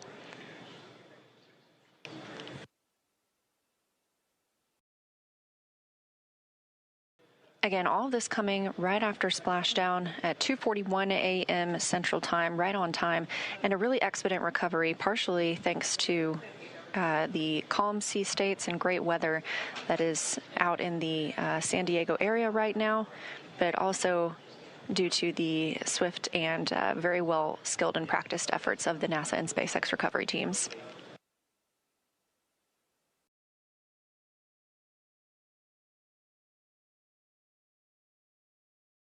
The spacecraft is now being lifted. It'll be set on the nest and centered. It'll be oriented so that the side hatch is facing forward for the crew to egress. It'll be moved into the hangar underneath that helipad that you see illuminated in green on the top of the ship, and then pulled towards the mezzanine area so that the crew can be helped outside of the hatch. Once open, a SpaceX medical doctor will be the first to check in on Cardman. Fink, Yui, and Platonov, our Crew 11 crew members, and see if they're ready for egress or exiting the vehicle. This is a standard procedure for all of our crew returns.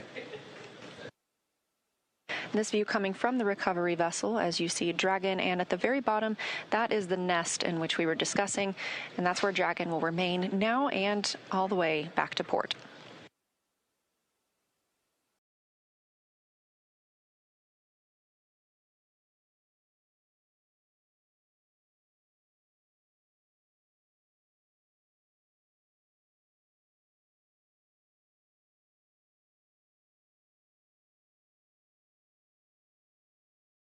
You can also see, facing forward, that is Dragon's side hatch we were discussing. This is the same hatch they used to enter the spacecraft on launch day in August. And of course, this is different from the top hatch. You can not see that because it's underneath the nose cone at the very top of the spacecraft. We've been following along all the way through DeOrbit burn and nose cone closure tonight. That top hatch underneath the nose cone is what the astronauts and cosmonaut used to enter and exit the International Space Station while Dragon was docked. So before we open this side hatch, the spacecraft's cabin pressure must be equalized with the outside environment. And of course, once that hatch is open, this will be the crew's first breath of fresh air back on Earth since boarding their spacecraft at the start of their journeys back in August.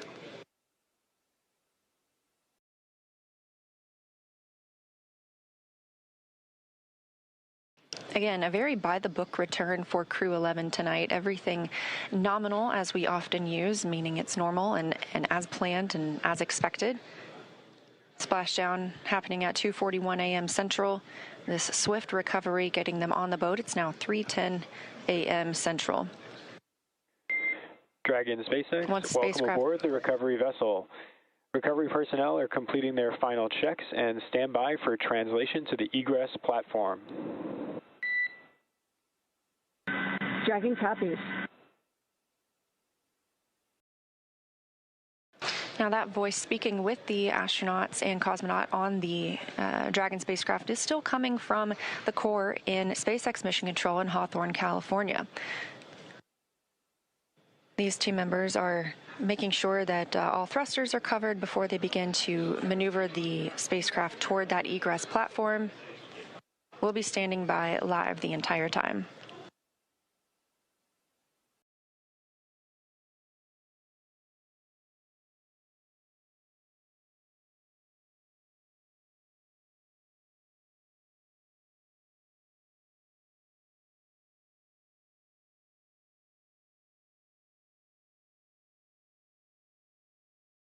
This is the 6th flight of this spacecraft. In all, Endeavour has flown 9 NASA astronauts, 3 visitors to the International Space Station, 2 Roscosmos cosmonauts, 1 retired NASA astronaut, 1 ESA astronaut, and an Emirati astronaut from the UAE to and from the International Space Station.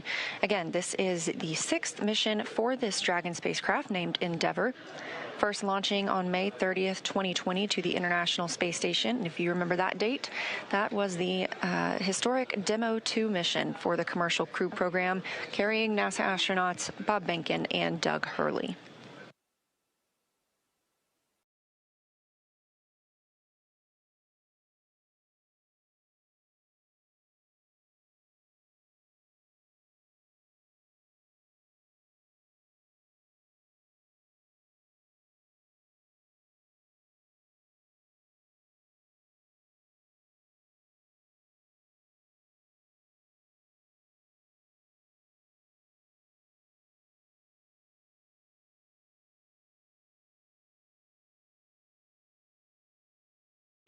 What you're seeing here are SpaceX team members. They are preparing the vehicle to be moved to that egress platform, making sure everything is safe, that the rigging is properly attached. This is really the final ride on Dragon for these Crew 11 crew members. One short trip to this egress platform, and then they'll begin being assisted out of the spacecraft. Completely normal procedures for all of our returns.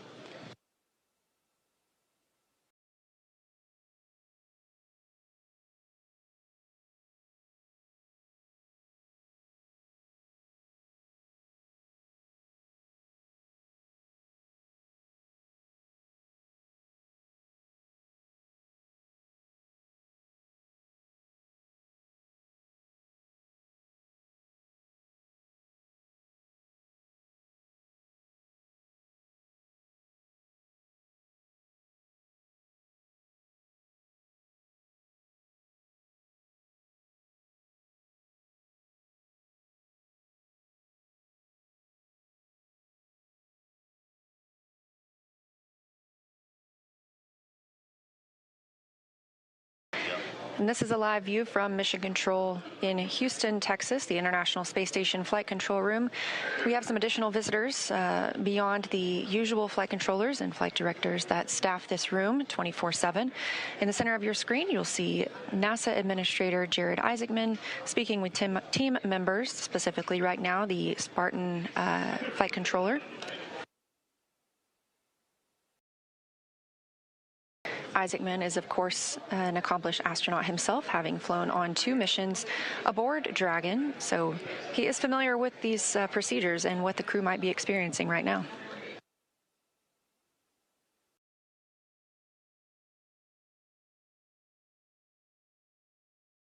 Back on the recovery ship, the teams continue to prepare to move Dragon to that egress platform.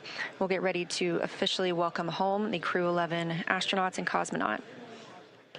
Again, that's NASA astronauts Zena Cardman and Mike Fink, JAXA's astronaut Kimya Yui, and Roscosmos cosmonaut Oleg Platonov, wrapping up a 167-day in space for these crew members.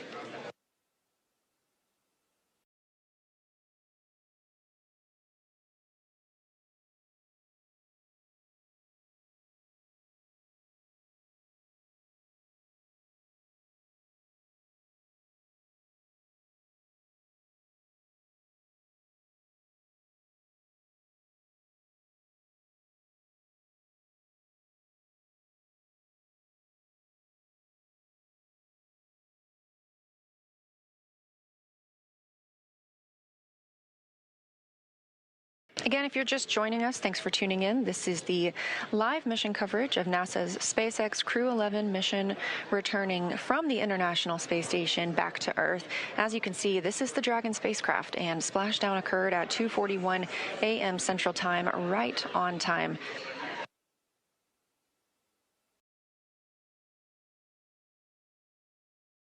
This crew undocked at 4:20 p.m. Central Time, so it was about a 9.5-hour ride from space back to Earth.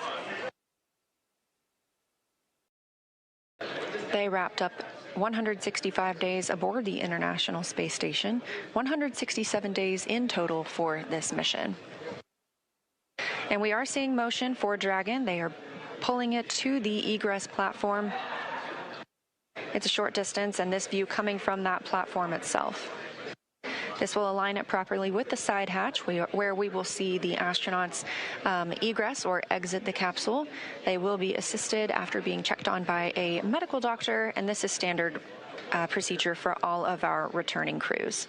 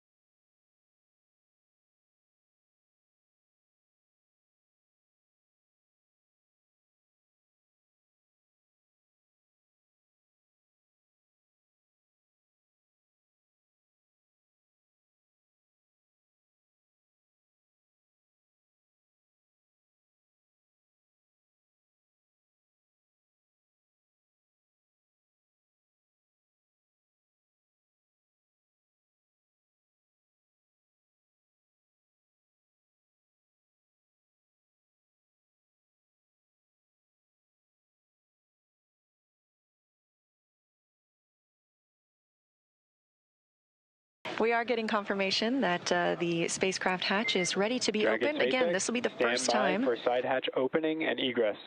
It's been an honor flying with you. Standing by for side hatch, and the honor is ours. Thank you so much.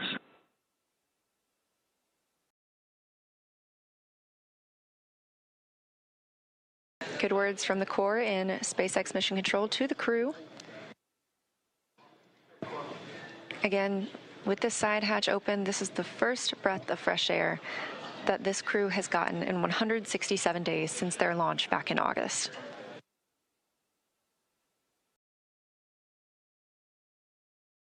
That hatch opening coming at 3:19 a.m. Central Time, and with a splashdown occurring at 2:41 a.m. Central Time, a pretty rapid access of the crew.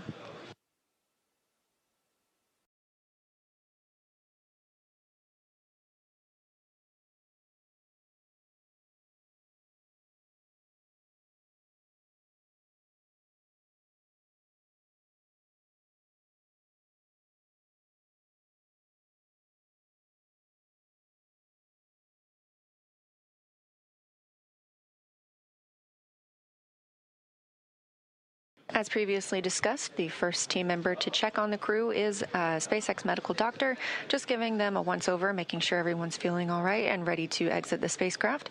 This is something we do with all crew members who return.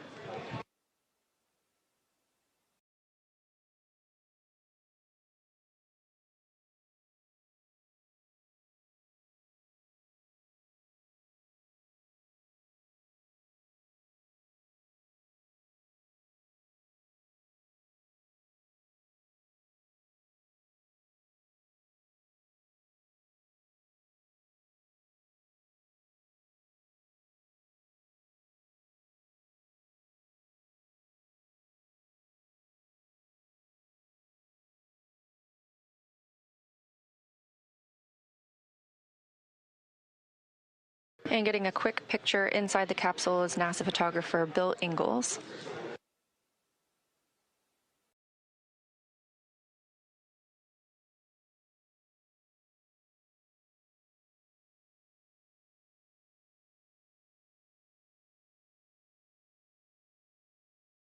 Hey, there's your live view inside Dragon Crew 11 back on Earth after 167 days in space.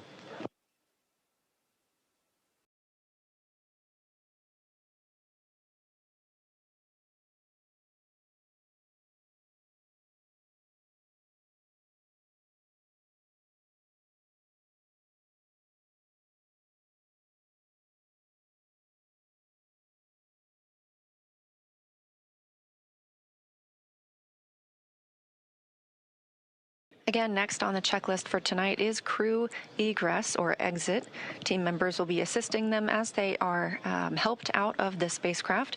Again, it's been 167 days since they were back on Earth, so our standard procedure will be followed here as well, where they are assisted out of the spacecraft and placed on essentially a gurney, and then they will receive some medical checks aboard the ship before flying back to land.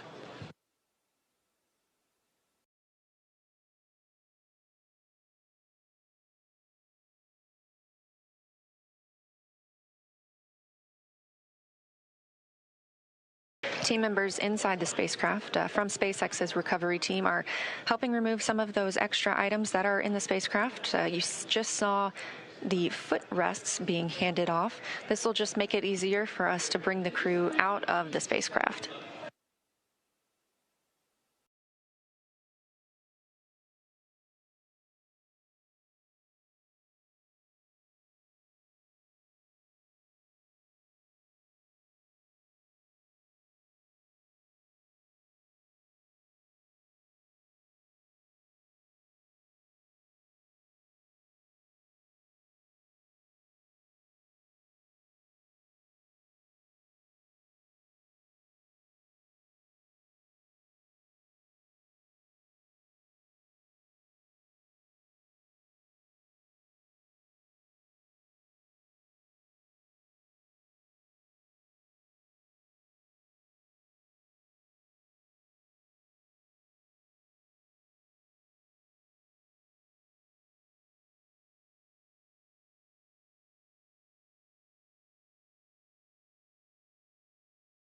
Just over 40 minutes since our crew splashed down off the coast of San Diego. Again, that coming at 2:41 a.m. Central Time. We are expecting to see them exiting the spacecraft very soon.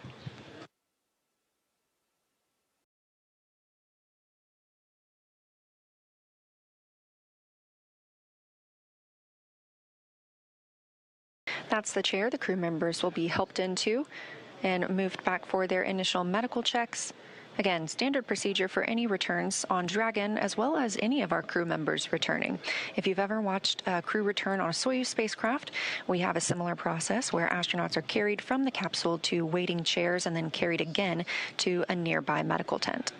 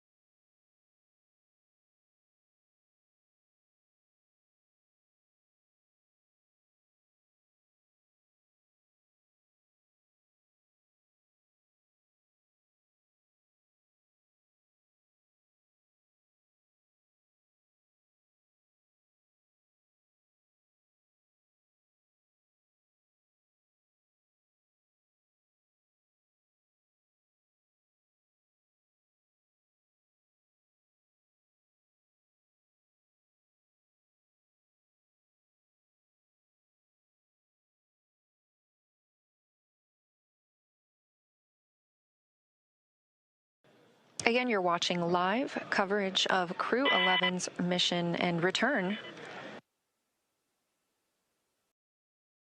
from the International Space Station, having undocked at 4:20 p.m. Central Time on January 14th, just yesterday, and splashing down at 2:41 a.m. Central Time today, January 15th. We are now just awaiting the crew to be helped out of the spacecraft.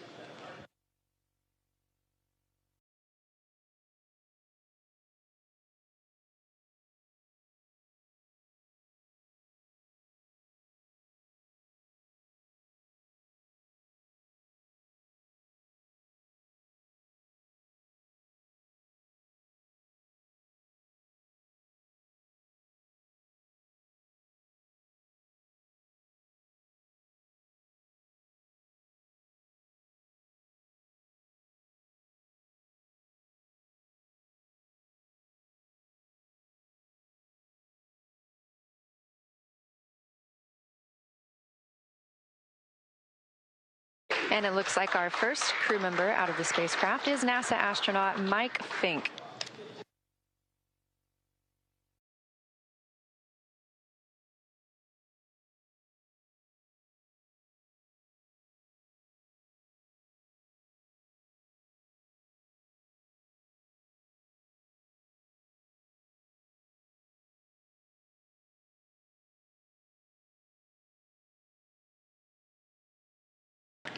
Yes, that's the pilot of the Crew 11 mission aboard Dragon. Fink now being taken to those standard medical checks.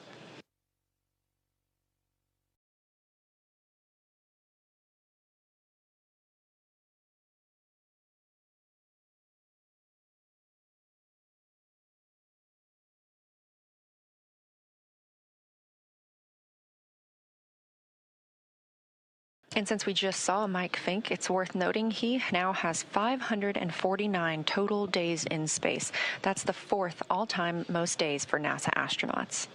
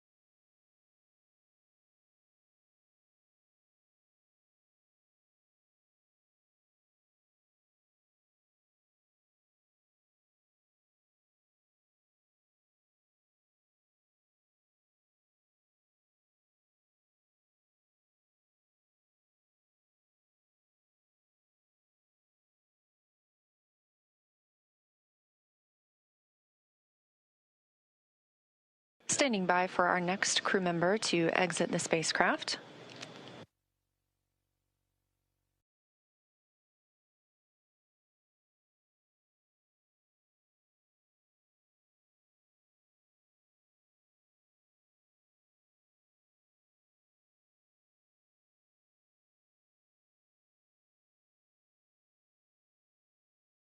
That's NASA astronaut Zena Cardman, wrapping up her first mission to space, commander of the Crew 11 spacecraft.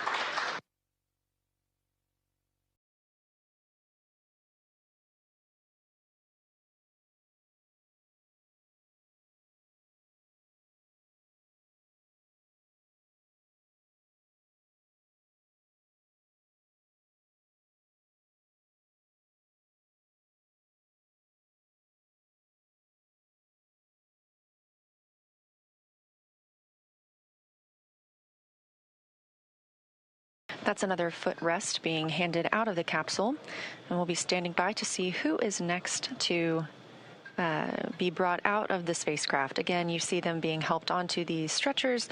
They are being escorted back to their routine medical checks.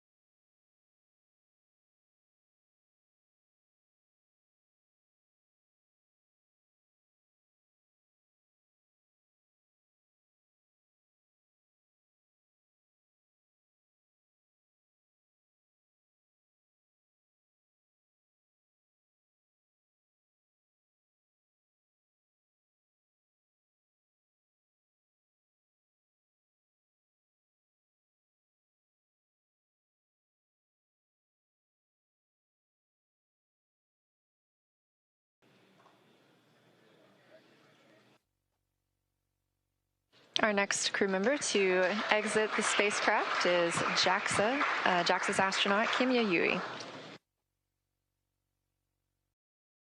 Yui just reached the milestone of 300 days in space across 2 missions. You can see some cheering on the SpaceX recovery ship, and you can probably also hear a little bit of celebration here in Mission Control Houston as well. That's another foot restraint, or a foot rest, I should say, being brought out of the spacecraft, clearing the way for our final crew member to exit, and that will be Roscosmos cosmonaut Oleg Platonov.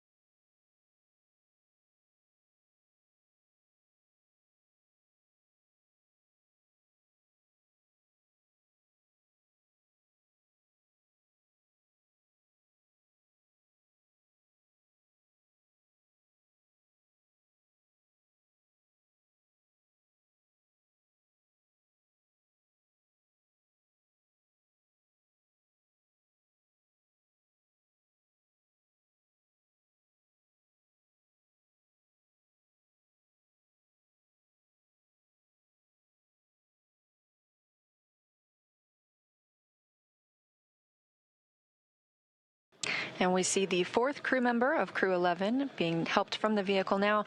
That is Roscosmos cosmonaut Oleg Platonov, also wrapping up his first mission to space.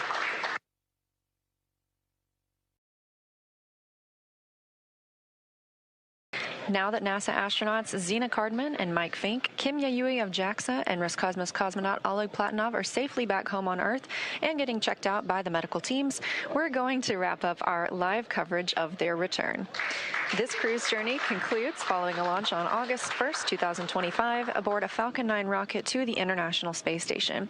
It was the 4th flight for Fink, who now has 549 days in space, the 2nd for Yui with 309 days in space, and the 1st flight for Cardman and Platonov, who now have 167 days in space.